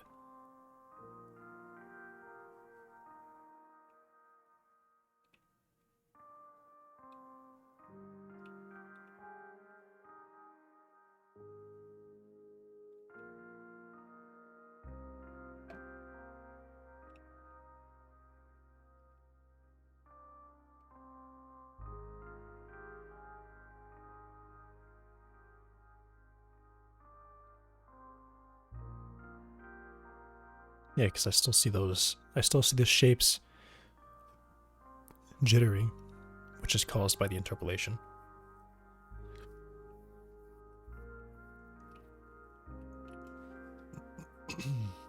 Okay. Well, now I know. I just turn them off. I will go ahead and send that.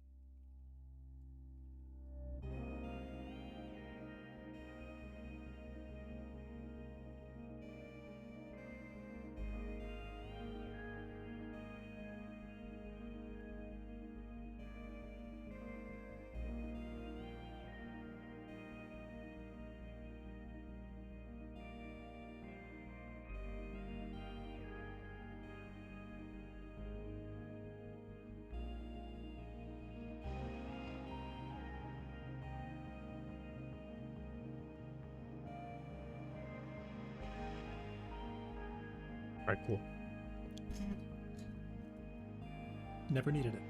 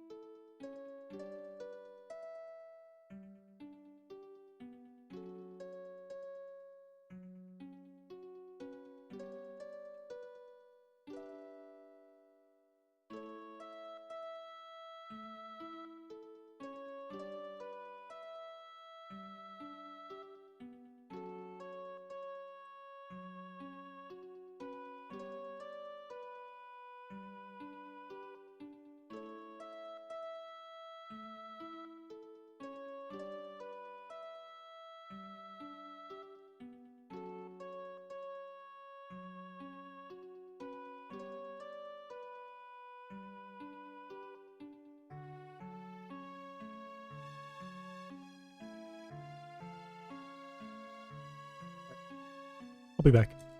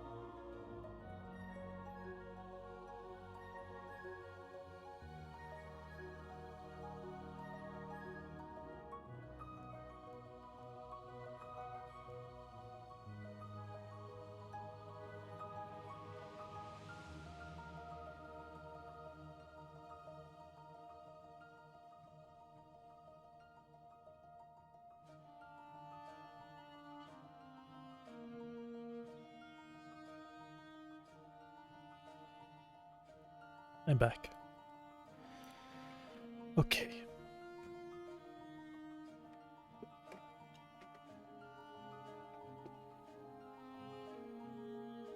All right. Local transformations. Targets. Position.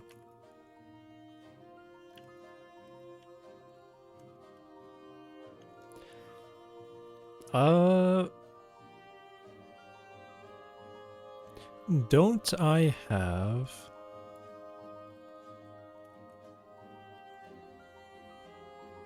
Nope.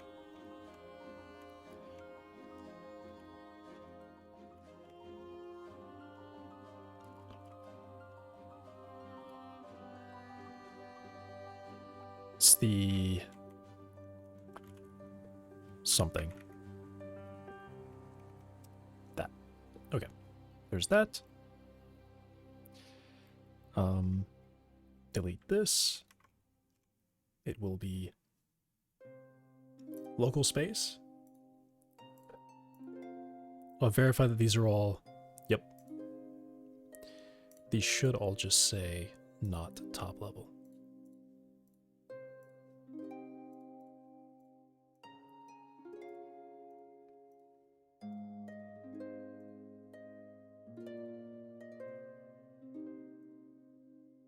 All right.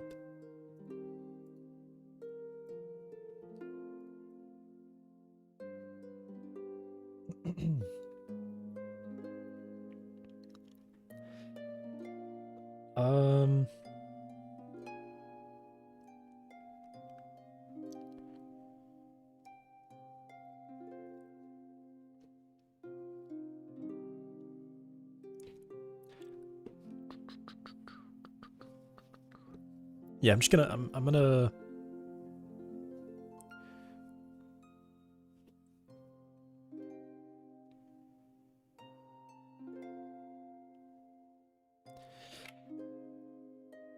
Oh, no. Don't know that.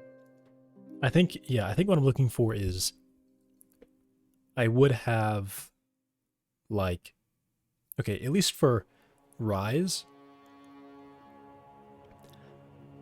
I want it to be like, how high do you lift the leg? Right? That's what I say already. I say, how high do you lift the leg?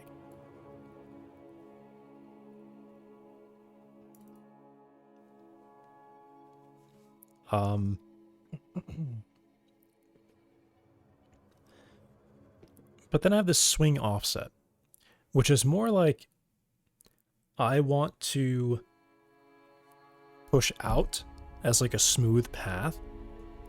I also want the lift to be a smooth path, but it's not necessarily... It's probably not really how, like, robotically it would be done. It would just say, hey, we're going to take a step, start lifting a leg to some height, and then translate it forward, right? Those would be essentially two things that are happening independently of each other.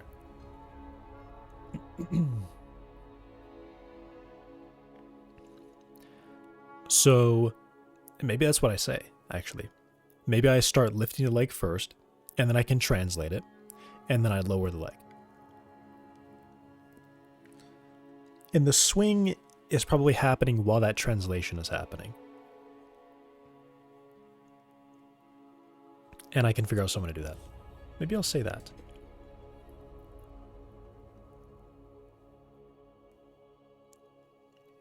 I wonder how that would look. Because I could say that I'm not allowed to move the leg forward until I am like maybe halfway off the ground. Or I'm just always moving it separately. But for this, I would have to have variables to track this. I don't know, it still bothers me with this, right? How do I swing from here to here?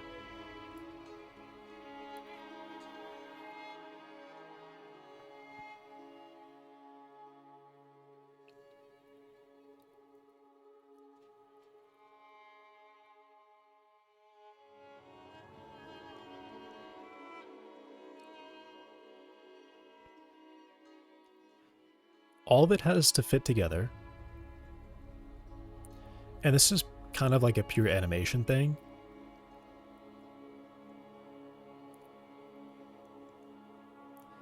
But in my mind, it's just like I say, swing out 20 centimeters or whatever it is. And that 20 centimeters is like in the middle here. And then on both sides of that, it's like a cosine happening. Or I guess in this case, it would actually be a sine. Back and forth like that.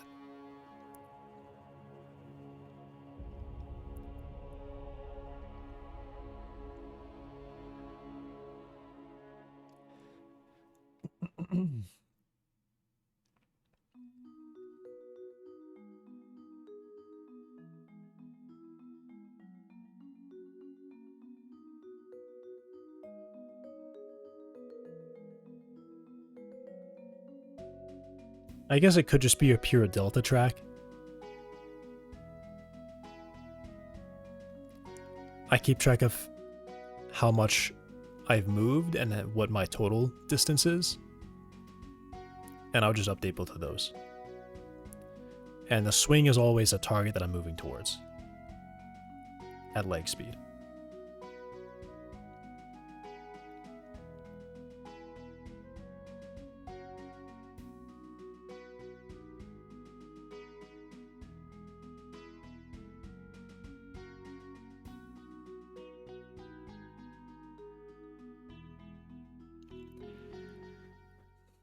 Though, here's the thing.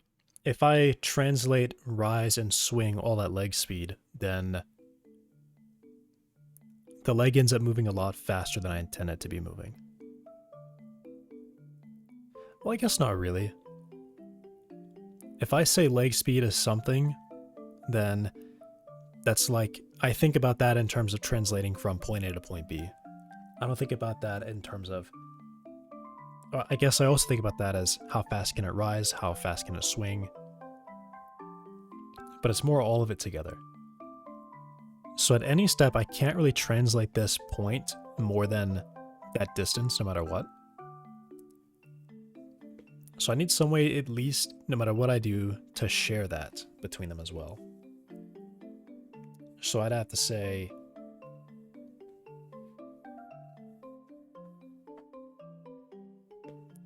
I don't know, maybe I just take the deltas and well, no, I can't really prioritize that because then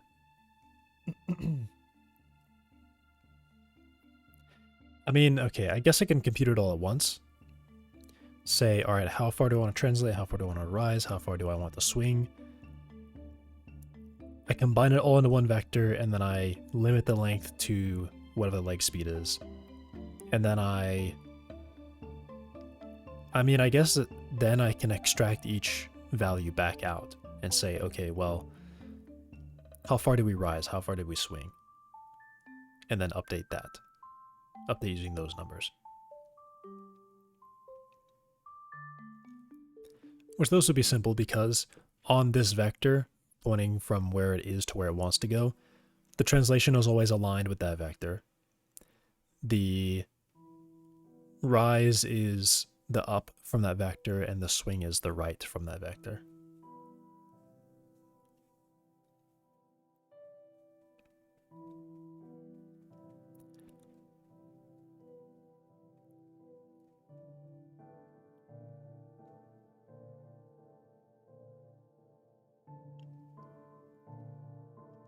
Here's a thought. What if I split the path?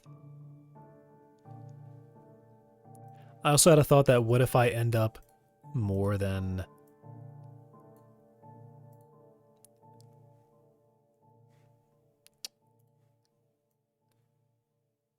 Like, how can I... Like, say that this is where I currently am. But my target is moved over here. So how do I change what the delta is at that point?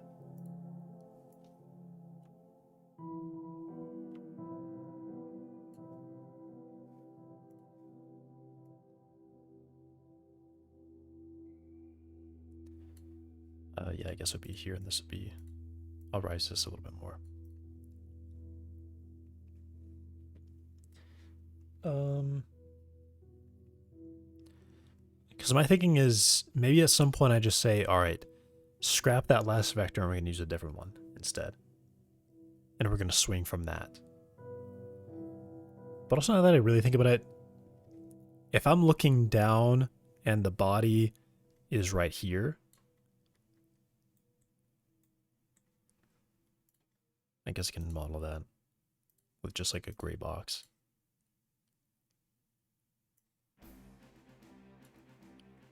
Like, let's say that's the body. The swing is specifically a translation. I want to... that direction. Wait, it goes from green to blue? That's weird. It's specifically away from the body, putting that way.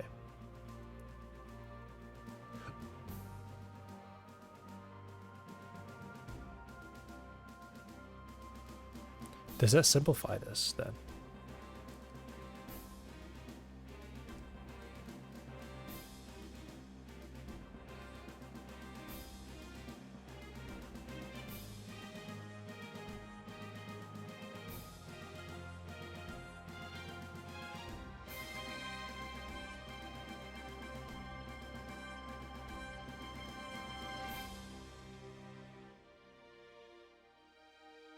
And part of the reason I want to have the swing too is because I feel like it's inefficient visually to move forward in a straight line, because then the motors are like curling back and then flexing back out, right? If I just have the swing, this means we lift the leg, we turn on one motor, we drop the leg, right? Like that's ideally what I want to happen, which is why I have the swing in there.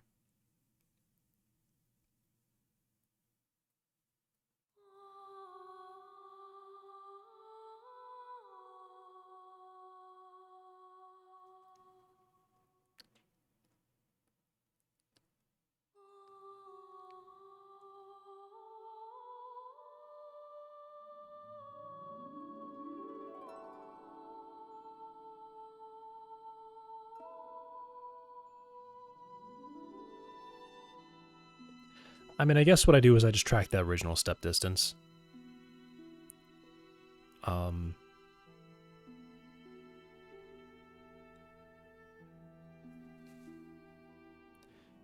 and I just realized this, because if I'm working in local space, this point is constantly being updated to be up front. As the body moves forward, that point will keep moving forward, so this will actually just move relative to the body at leg speed.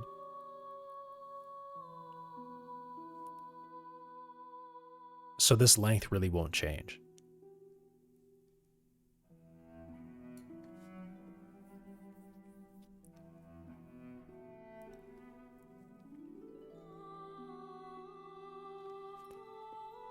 But of course I do say that the target can move like up and down, right? You can like move up here and then like track backwards like this. So then how do I decide to operate at that point? Like, let's say the leg is here. You know, what am I doing? And this is the original vector. I think the real thing is I actually do just have to like scrap the original vector. I don't care about that. I only care about what I'm doing now. But how do I incorporate swing into this?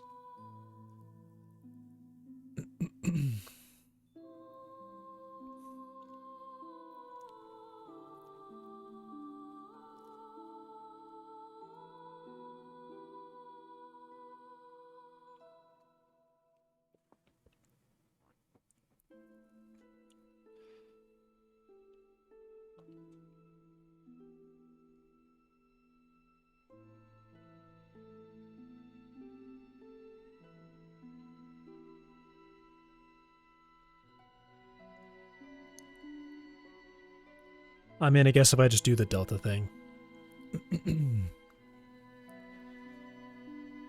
I set where the swing should be at, and then I move the swing, and then I just work with that. Yeah, okay. Okay.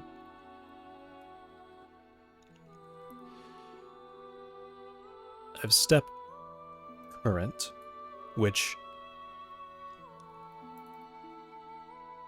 Step target.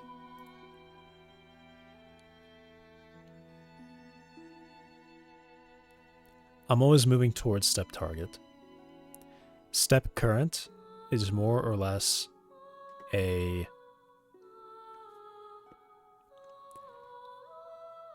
I mean, the way I think about it as written right now is the last position that I tried to move the leg to. Sort of like that. I really use it as a straight line. So maybe what I'll do is I'll change the name to... Can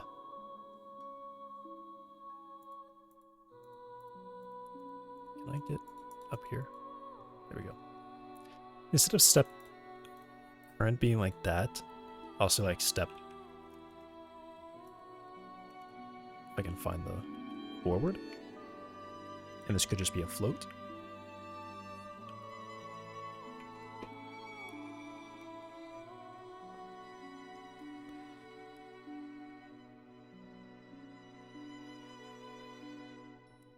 No. All right, I think what I'm going to do probably is just scrap a bunch of this and kind of start over. I want to keep these calculations here though. So I'll say step times step delta. Wait, what? That's kind of crazy. What is that? Why do I have that there?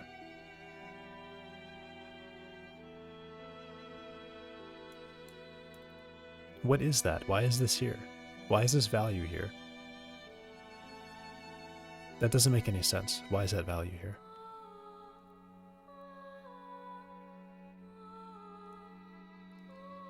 I think I messed up. That's definitely just a mistake. That shouldn't be there. That should never have been there. Jeez. Okay.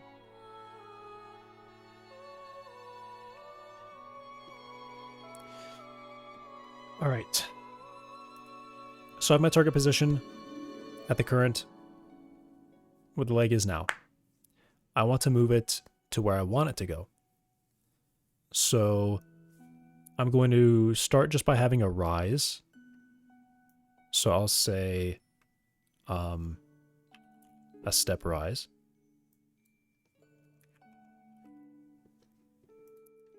And my idea is that I use this value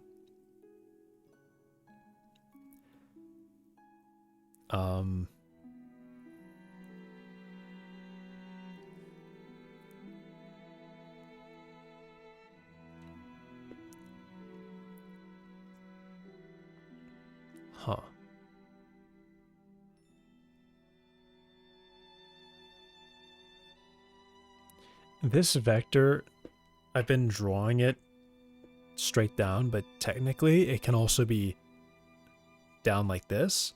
Like if the leg is stepping down, it'll do that. Or if it's stepping up, it'll do that. So this is more or less just an extra height off from that straight line. And my idea was that I would increase this value. Well, no. I would set the value to what I want it to be at. And I would move the leg. I'd construct a target for the leg. And I would move to that target. Wait. This is strange. Hang on.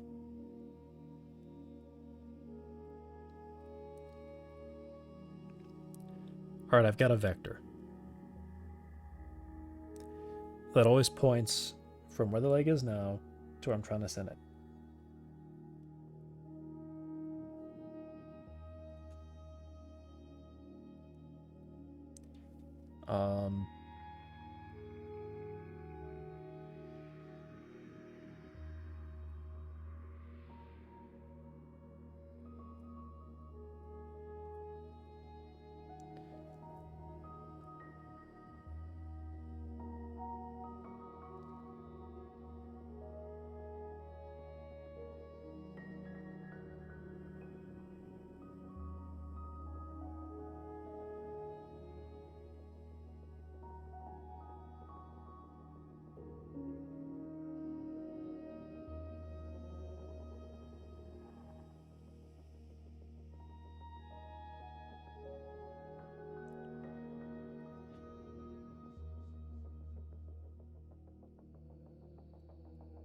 Okay, maybe I've got it.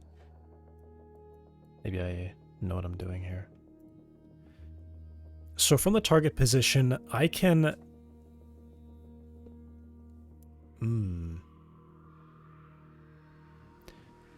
Right.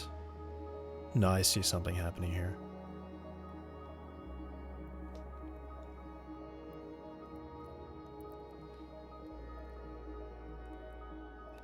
From the location that I lift the leg, I draw a line at the time that I decide to take the step. I draw that vector. This is the path I'm going to move it along.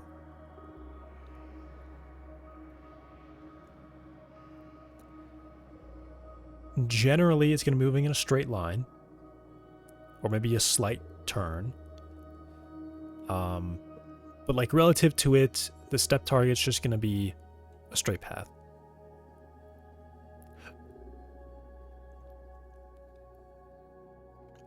So what I think I do is I save that original vector, and I just plainly slide a point along that vector to the target. If that target position moves, then the vector changes to be that. But I still have like my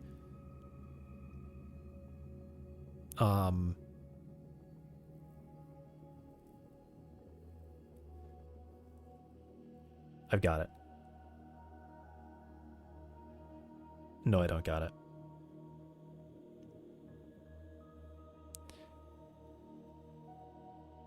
Okay. I'm just taking that point and I'm basically sliding it to the end. The end could get closer, it could get further. But as far as we're concerned, the direction of that vector isn't really changing. I'm just taking us, I just have like a length essentially along the vector that I'm going across.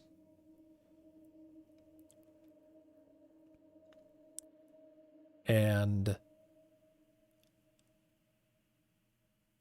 I use that original starting point where I picked up as my, I pin that point, and the target is free to move around wherever.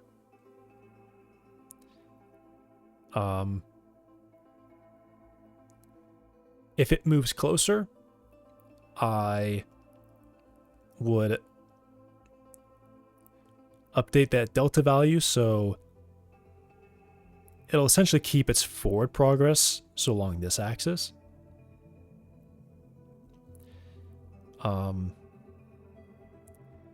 But not exactly, because what if that vector turns all the way up? Its length stays the same. It's about the length of it, right? Yeah, it's about the length of it.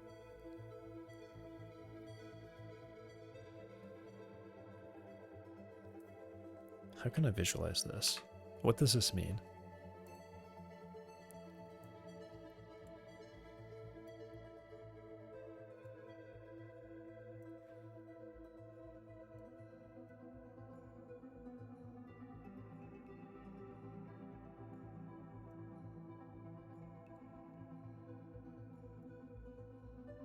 Why is it doing this? Can it just be a straight line?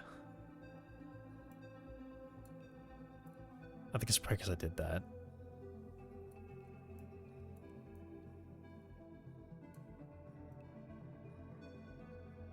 Okay. The line is screwed up. I'm just going to draw a new one.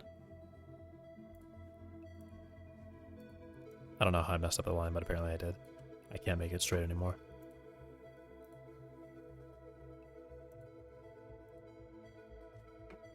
Did I just select a different... Delete that? What is happening? That was so weird. It was showing me the other line was apparently still there. Okay. So let's say this is what it is right now, and then I suddenly have this. Now what do I do with this point? Right?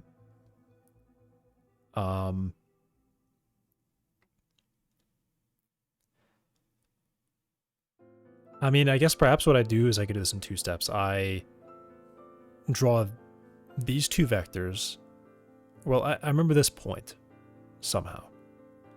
I keep this length the same, and I would rotate until it passes through there.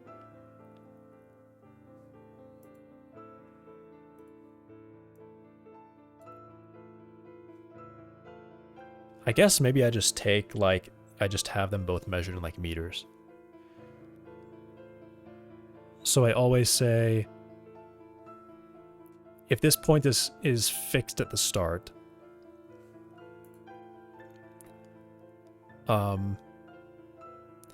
right, okay, so here's, I don't see how this would happen, but I guess this is like a possible edge case where I'm over here and the target suddenly like goes back over here or something. Right.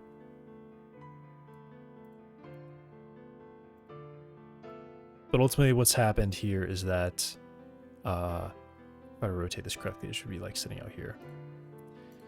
Now my point is behind that. Or I guess ahead of that. So I need to move backwards to this. That's not a very good. It should be passed through it. How do I deal with that? How do I deal with moving it backwards?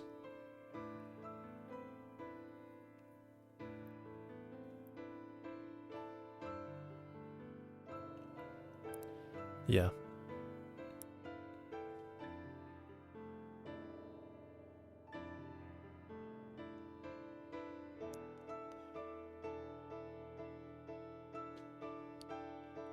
It's also like moving that vector isn't right either. Really.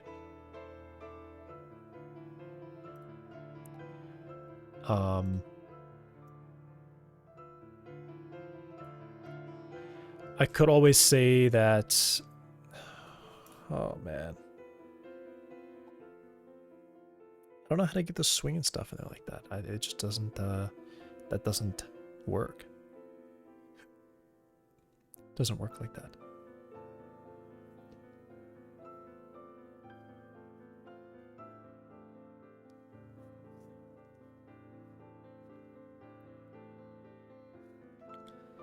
I mean, I could literally say,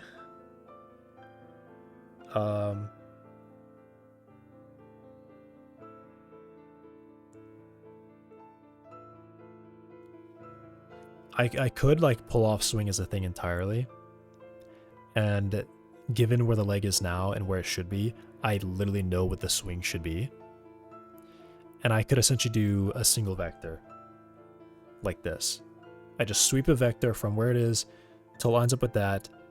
And then once that vector is lined up with my target, then I move forward or move backward or whatever, right?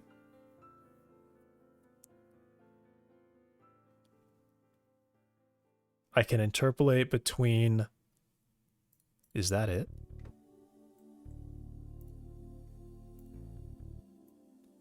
Because that gets swing in there basically for free. So what I'm saying is, I have my attachment point, which is somewhere on the body. And essentially I say, okay, from here, I'm going to take this vector and rotate it.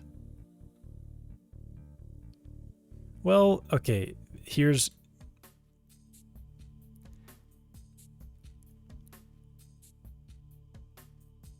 It's more like this, I think. I have the length over here, so I can kind of calculate two vectors to get... Okay, I just click something, I'm good though. So I know the angle of this vector and the length of this vector. And my thinking is that I interpolate my point to this angle and this length. So if they're the same length, then I end up with this motion, right? I end up with a perfect swing. Literally a perfect swing. I don't have to type it in the end. It'd be a perfect rotation, just rotating. And then the rise is sort of independent of that. We're always swinging it, no matter what. But then the rise is sitting on top of that and saying, okay, from this perspective, you know, are we going, you know, we will tilt up. I guess the step is kind of like this, right? When the angle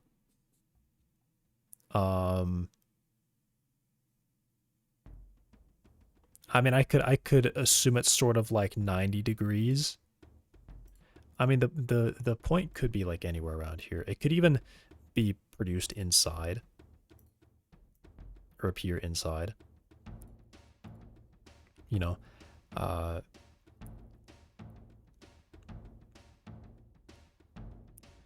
guess my thinking here is like, how do I decide to raise it? I guess the raising part is kind of separate. I just lift. I just have some value in there that says, and this is our rise at this point. You know, because the step is always going to want to go up, and then once it reaches it, then it drops down. And maybe that's what it is. Maybe I just say, lift the leg up, and then once we are like within some small angle of our target, and our length is close, like, you know, we're pretty much on top of it, start lowering the leg. That's probably what it should do.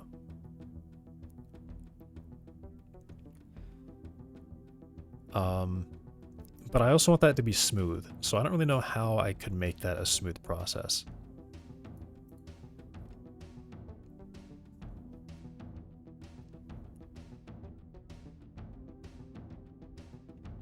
I mean, I guess if I'm always just doing angles to angles, then that's my delta, right? I say, all right, we're starting at 110 degree rotation. So this is our delta. So once we're at like halfway through, we should be lifted up the whole way. And then from then on, we start lowering it. And then if for some reason this angle closes faster than that, then I say, all right, the angle's closed faster. So our delta shrunk. And this is like our progress, right? Maybe that's what I should just track. I just track a progress value. If the target moves, I need to increase the progress. And then when I move, I need to, well, I mean, I say increase the progress. Increase the progress by whatever the difference is between where it was before and where it is now. Which could be to add subtract progress, like say it was originally here and then it's moved forward. So now we've increased, or I guess we've decreased our progress. Let's take a value from 0 to 1.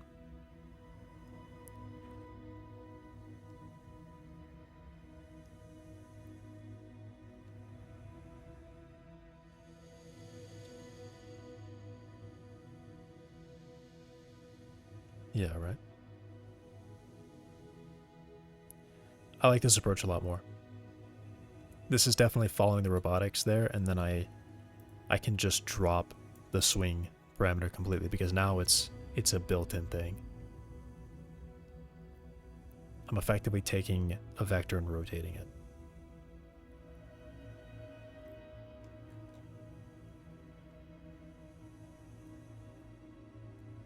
Where's swing?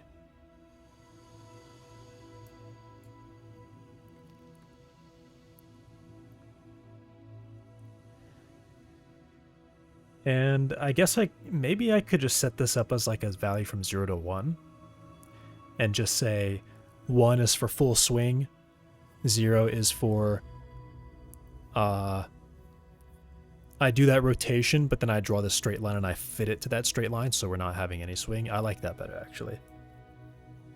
How much does swing the leg out with taking a step?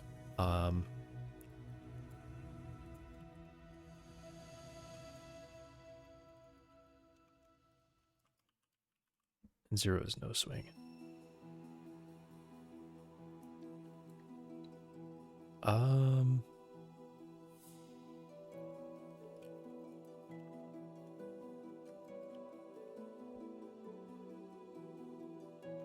And I like 1. Like swing him out. All right. And then attachment point. I do have attachment point, but I can't remember what it's relative to. What is it relative to? It's relative to... what? Take my global transform, multiply it by the inverse of the body's global transform. So is it relative to the body?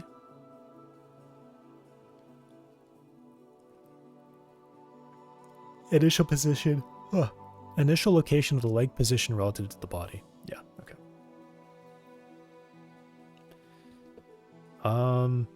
But I want the steps to be relative to... oh, I guess I actually want those to be relative to the body as well. Right.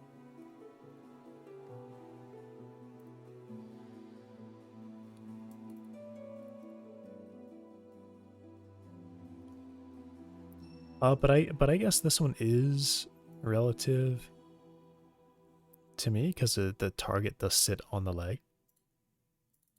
So this is why I do it like this. Well, I mean, this is just correct. This is just where the target is right now.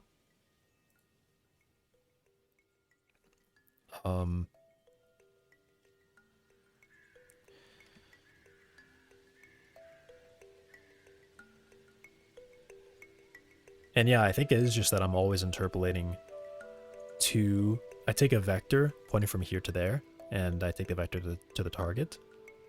And...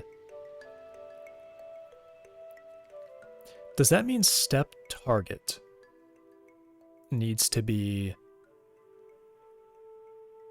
that vector? I think it does. I think next step target, I take the collision point, and then I convert it to a vector that points from attachment to that global point. So,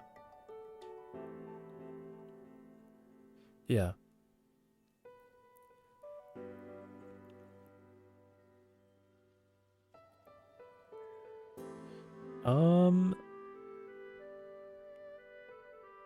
There's probably some simplification I can do, so I'm not doing too many like transformations, like what is it? What do I even call that? Reference point transformations.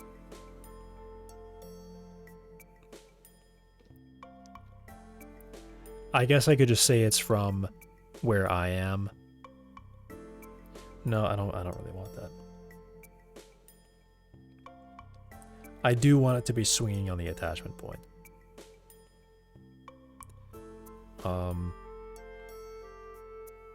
Yeah. So I have to convert that to that vector. And then... well, I guess what I do then is I make it a vector, not... I need the attachment point relative to where I am right now. I think that's what I say.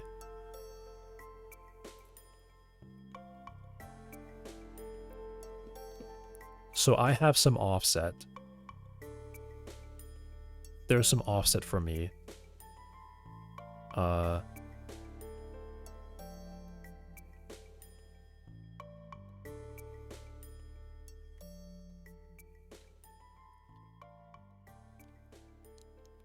Essentially what happens is that while the leg is in motion, this physical leg node moves around a little bit. Relative to the body. So it can move forward, it can move out. It doesn't move up and down, it just moves like laterally.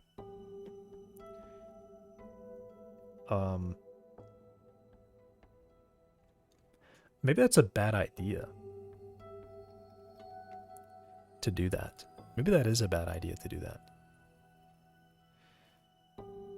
Because what I really use that for is just to move the leg cast and to move the rest area.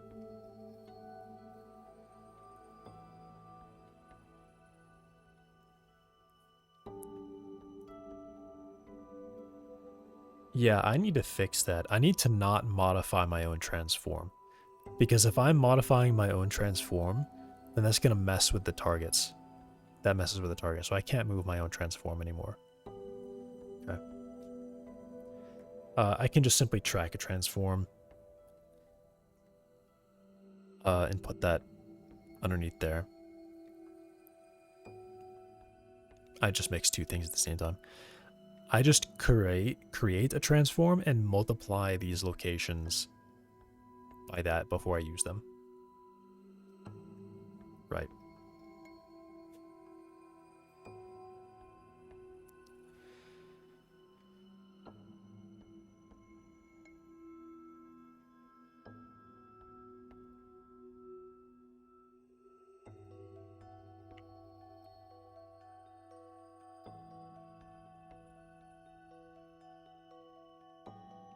I mean, yeah, pretty much. I think what I'll just use is I'll just use something called a rest transform.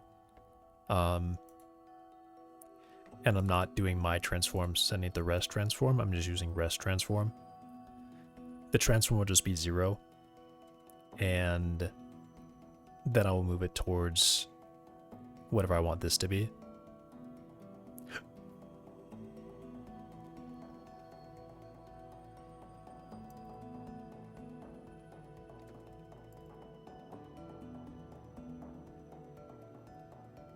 Yeah.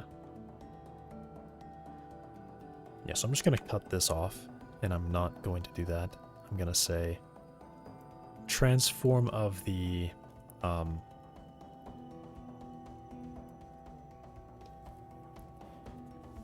transform of the ooh.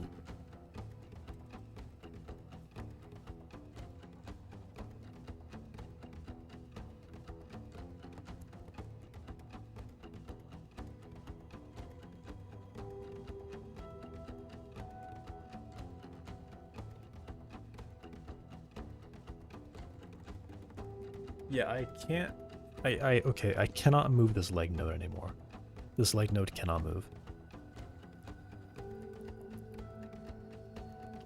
But I need to move this cast. And I just have a fictional point, which is the target rest position, which is loaded.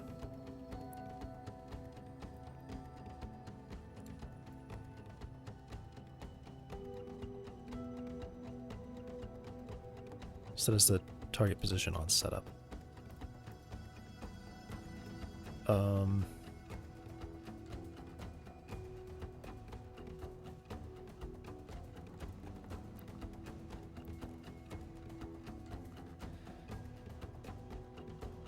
And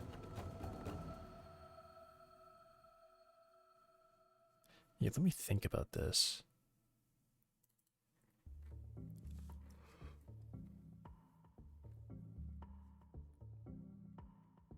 Yeah, the only thing that I really have to worry about modifying is this, the shapecast transform, because this is a real node that I have to update before I have to move it somewhere, do some update, and then put it back.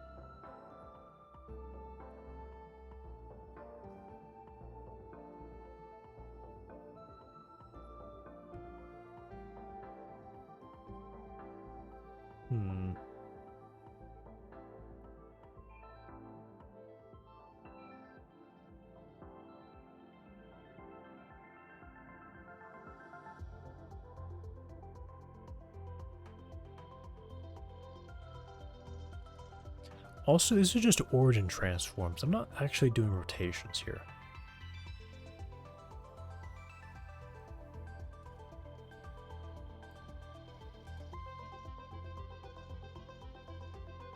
So it's a little bit weird that I do this.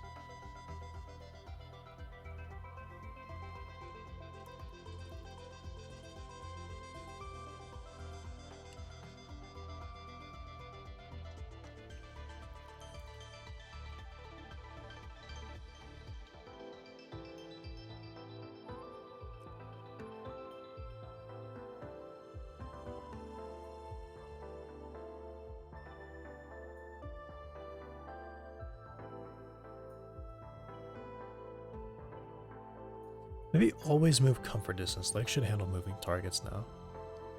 Yeah.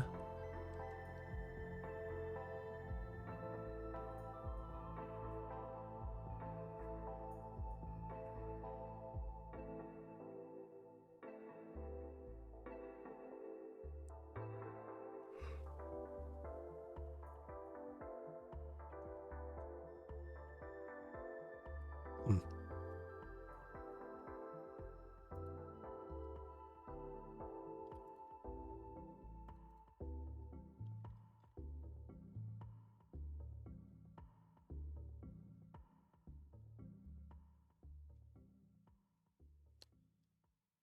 Trying to think about how to do this.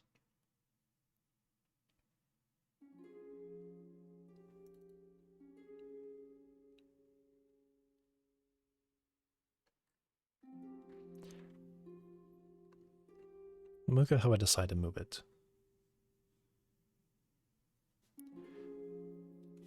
I translate it by this move offset value.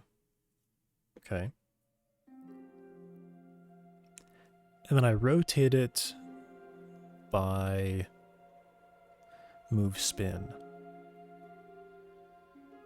Okay. All right, so this is actually, I did forget that I am not just moving a point. Technically I am. I still technically am. But also not. Hmm.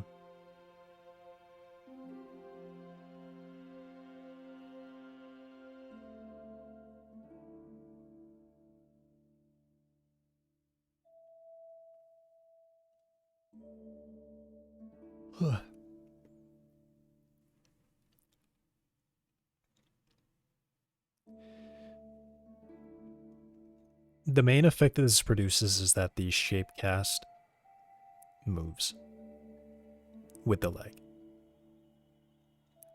It's always technically relative to that attachment point. So when I type in these values, I'm thinking about quite literally taking this attachment point and spinning it or moving it. The translation is more just like a step ahead thing, but the rotation is definitely applied.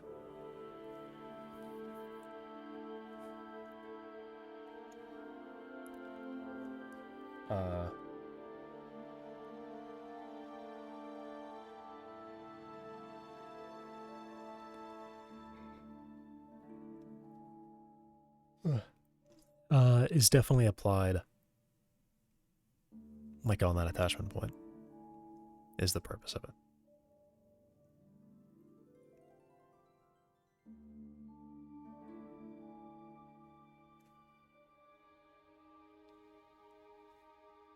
I think I'm reaching my stopping point. I'm trying, but I'm struggling to stay focused.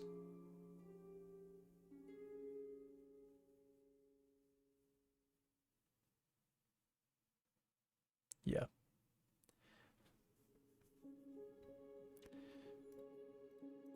But I think I've got the idea now.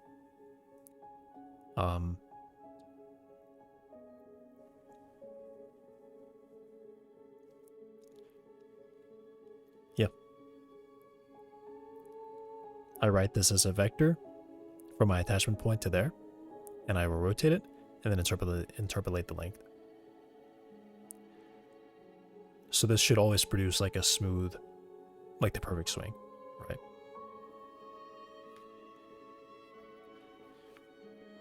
And it's more robotically accurate.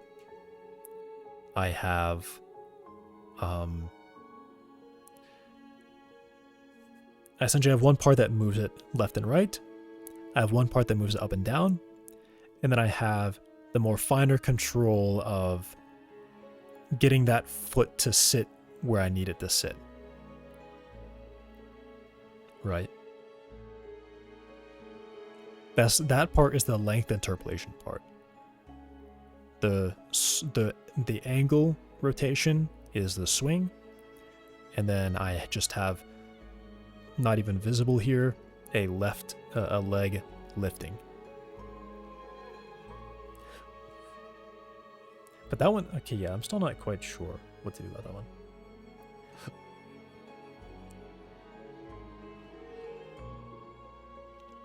I guess I do always just measure that angle. And I would need to know the last position it was at. And if I change it, then I increase or decrease that angle change based on whatever the angle change of that one was.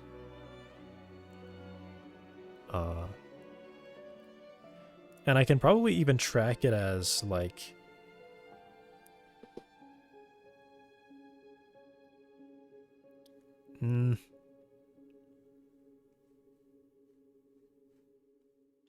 I guess it's more like checking the angle difference from original point to where I am now compared to where it is now to where I am now, and that is the difference.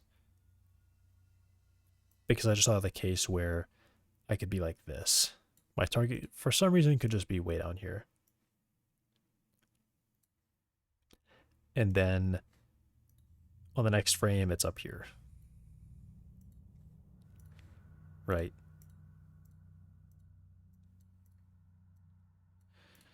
Oh, please let me.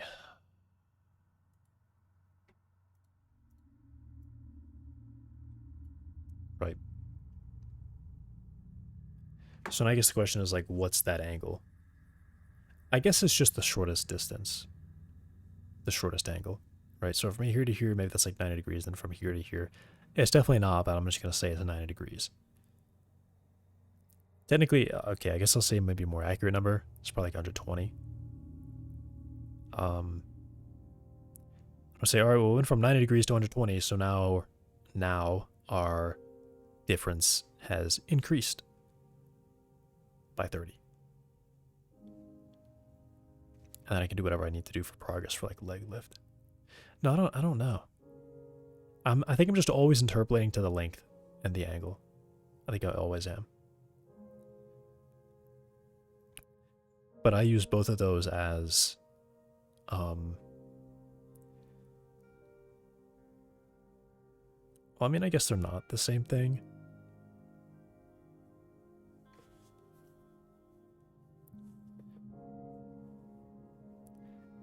It's okay, at least in my case, it's more that there's a very large angle change, and usually there's probably a very tiny length change. I don't want to change that length very rapidly, because what you would see is the leg would like lift up and pull in and then rotate. That would just look strange. I want to blend that out across the whole thing.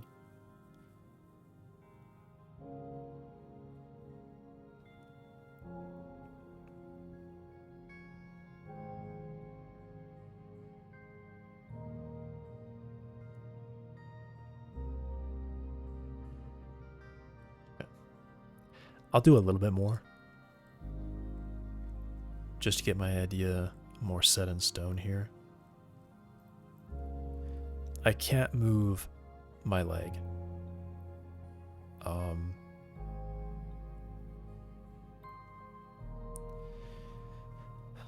mean, I kind of can. I kind of can.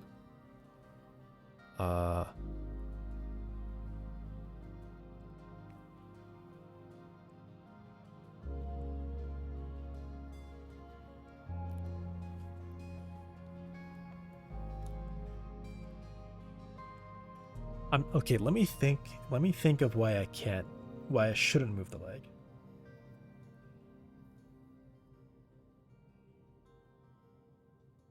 I mean, immediately a possible reason is that since I'm moving the leg, my target can move outside of this, that I was drawing that circle.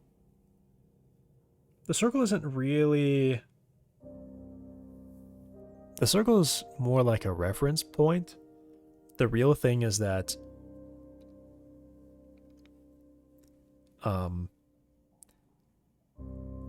where my leg is now and where the target is should not move shouldn't move around. If the leg moves, it's because I moved it. And if the end point moves, it's because the body moved. Or I got a new location. a new step target. Or I didn't get a new step target and my body is moving, right? I mean, the same thing, right? The step target stays the same and the body moves past it. So relative to like me looking it down from the body, it looks like the target is moving.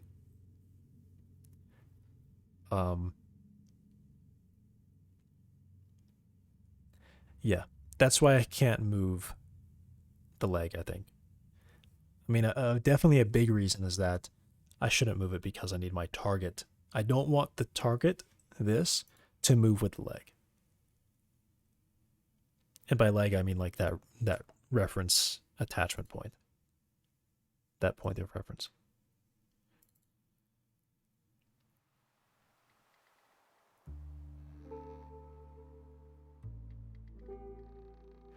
But I do have this rest transform.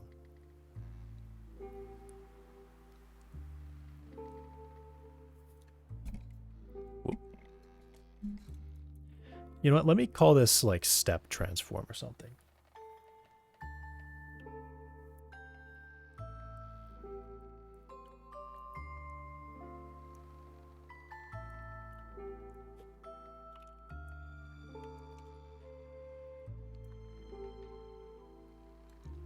Transform used for moving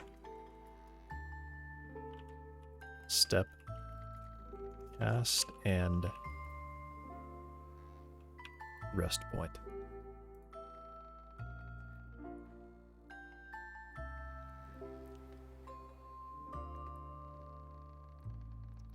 So yeah, that's just going to be default, right?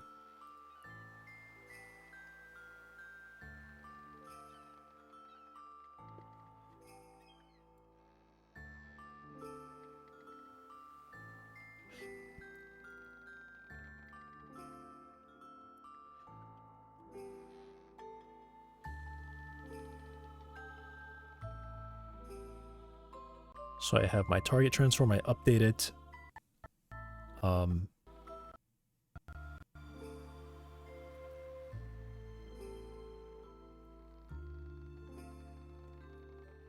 Right, yeah, I just set it to some place and then I say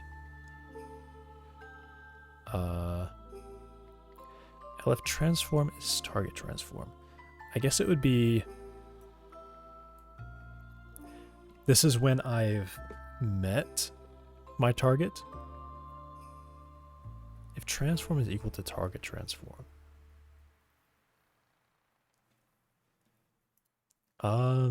Yeah, this is more like step. If step transform is equal to target transform, then I do this. And I say if step transform is not equal to target transform. Step.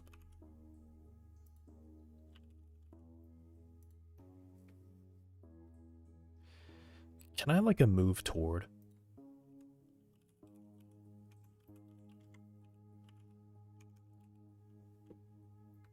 Yeah, there's no such thing.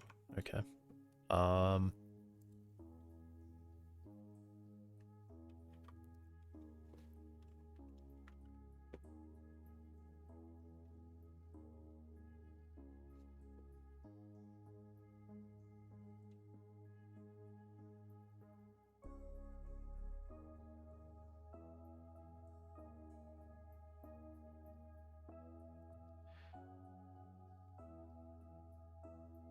Say at least 5 centimeters of travel. But that doesn't include like rotations.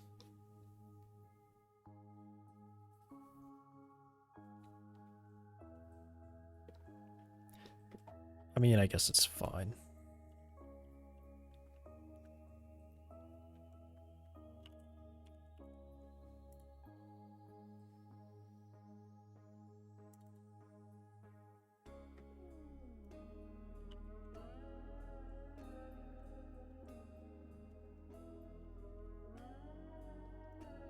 Then I just say target global rest is going to be my global transform.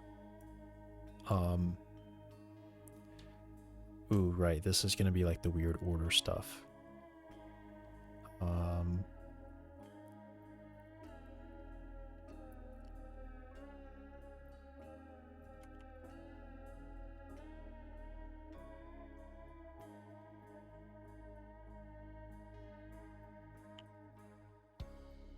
I mean, I think it's just that. I think I just actually read it like that. I transform this one by this one. So this one has like some local thing, and then I move it by my global. And I take the result of that, and this is my target rest position.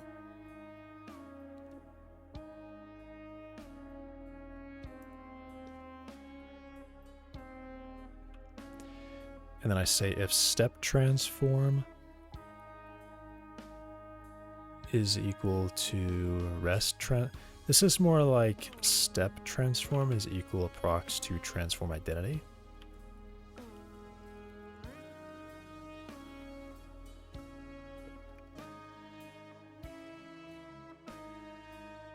Right.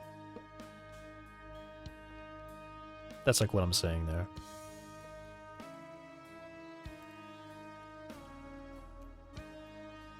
I just want to make sure that I don't use match case.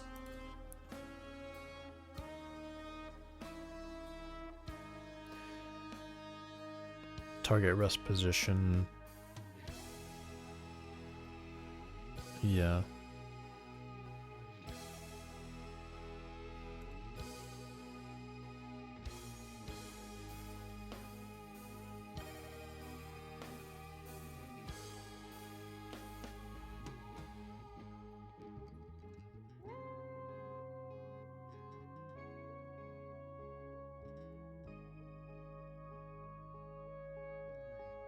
Target transform. Rotated local transform basis Y. I mean,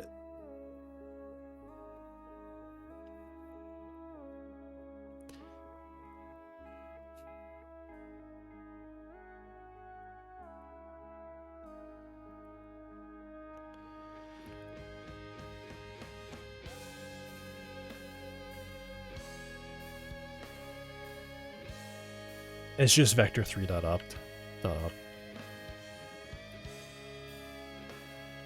That's what that is.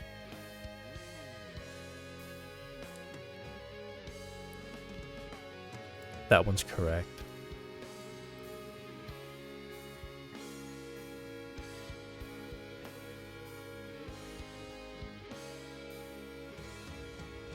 Yeah, okay.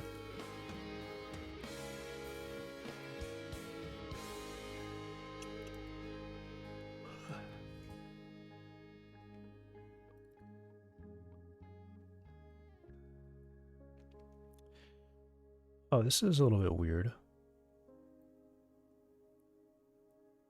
Huh. Yeah, there's something weird going on here.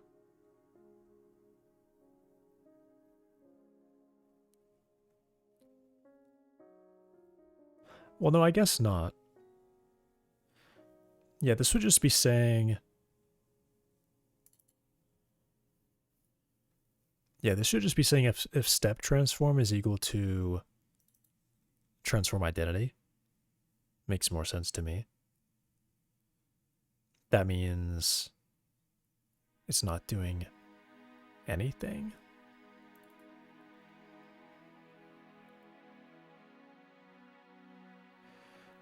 Oh, this is strange. What is this? Because I write this as an elif, which definitely looks wrong because this just has a constant value, essentially, at this point. So leg speed is a larger value between a third of the body max speed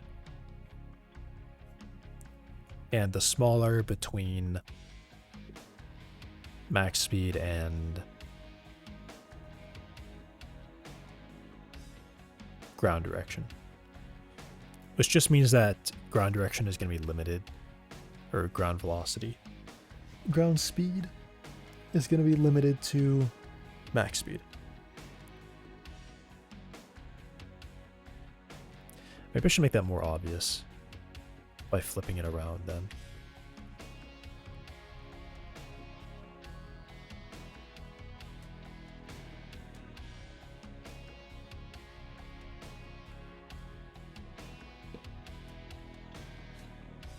right?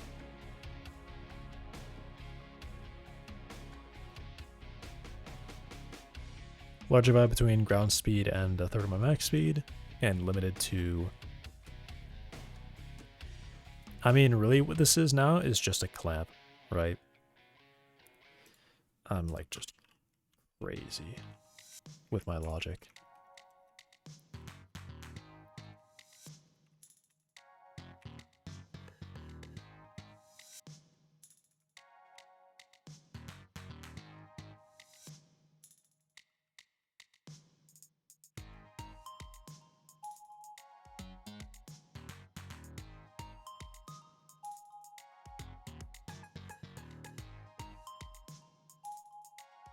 Between the min and max, yeah. This is...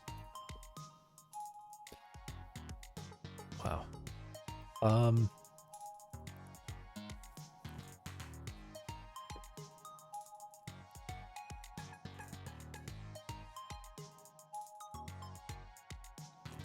So we don't have a desired speed.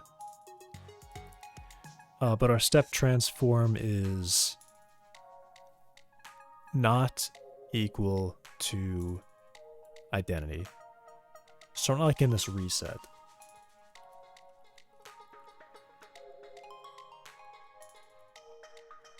But I also want it to be specifically equal.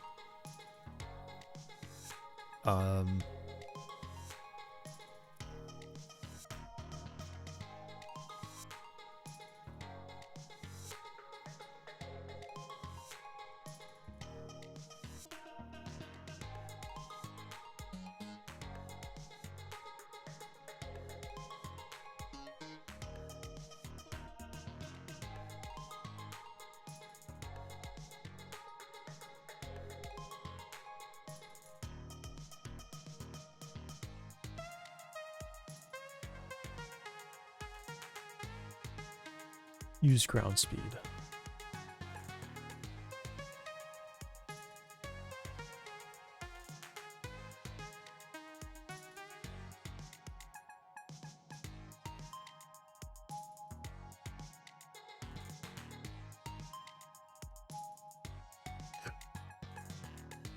Also, I'm not realizing that if the body's moving forward, and I just use that as a leg speed, I don't have to do the multiply by 2.24 now.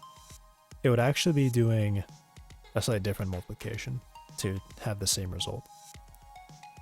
Because the intention was that I would reach my target at leg speed, but I have to multiply by at least 2 because my body's also moving that fast. So I have to move it twice as fast. But now if it's relative, and if I'm doing by rotations, actually. Huh.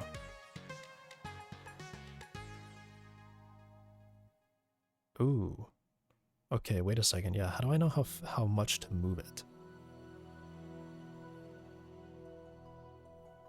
To rotate it by.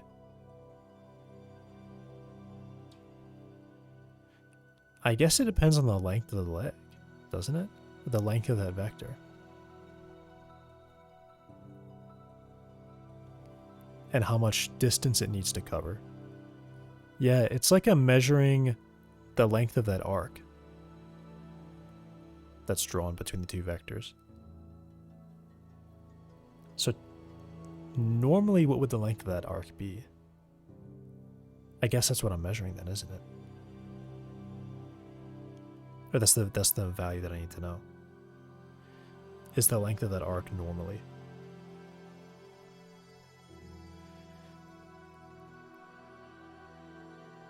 I could also just make this a parameter to tune it. But that could be a little bit annoying, I think, to work with. Because if you change the body, if you change the speed, the max speed of the... I mean, essentially what I'm going for is that I don't want you to have to manage what that value is if you make it faster or slower. Because if I say, alright, our max speed is 5 meters per second, I mean, I guess that's just that, isn't it? if it's 5 meters per second, and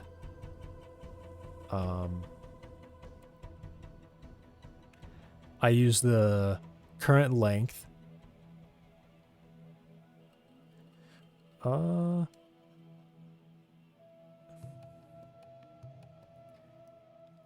I guess I can measure that length, like top-down radius, and then use that to say, all right, for every 1 unit of speed that I'm traveling, I have to travel, I need this much rotation on the leg.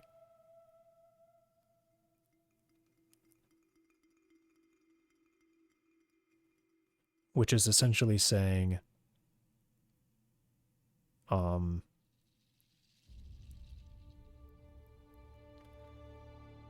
the leg needs to move the body's max speed, meters per second, but along that arc,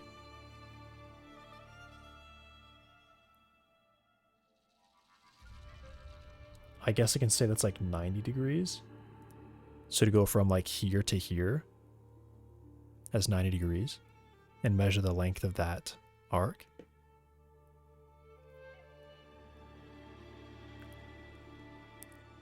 And then I guess I put that over I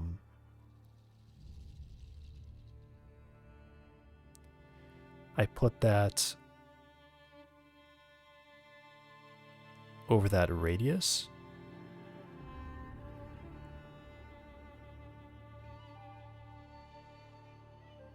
I don't know the exact math for that, but I think that's where that ratio would be.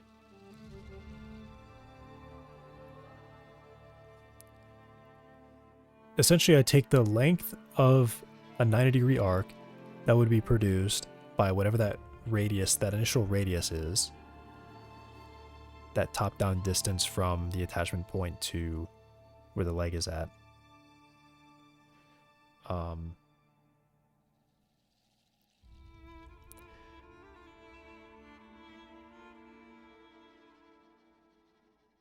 And that would be like, if the body moves at 1 meter per second, I need to travel that arc in a second. Or well,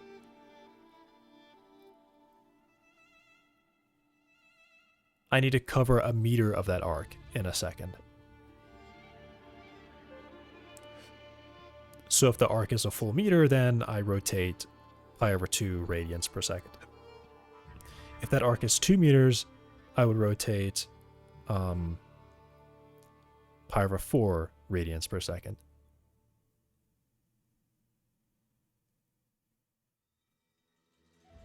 Yeah, that seems right. Okay. I'm definitely at my stopping point. Like, I just can't write code right now.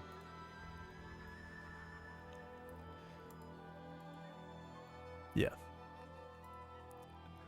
I will be on tomorrow, though. Definitely, for sure. With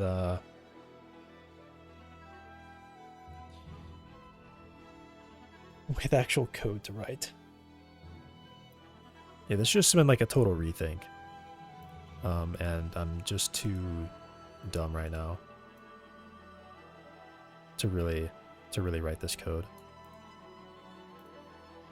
Alright, thanks for watching. I'll be back tomorrow. Goodbye.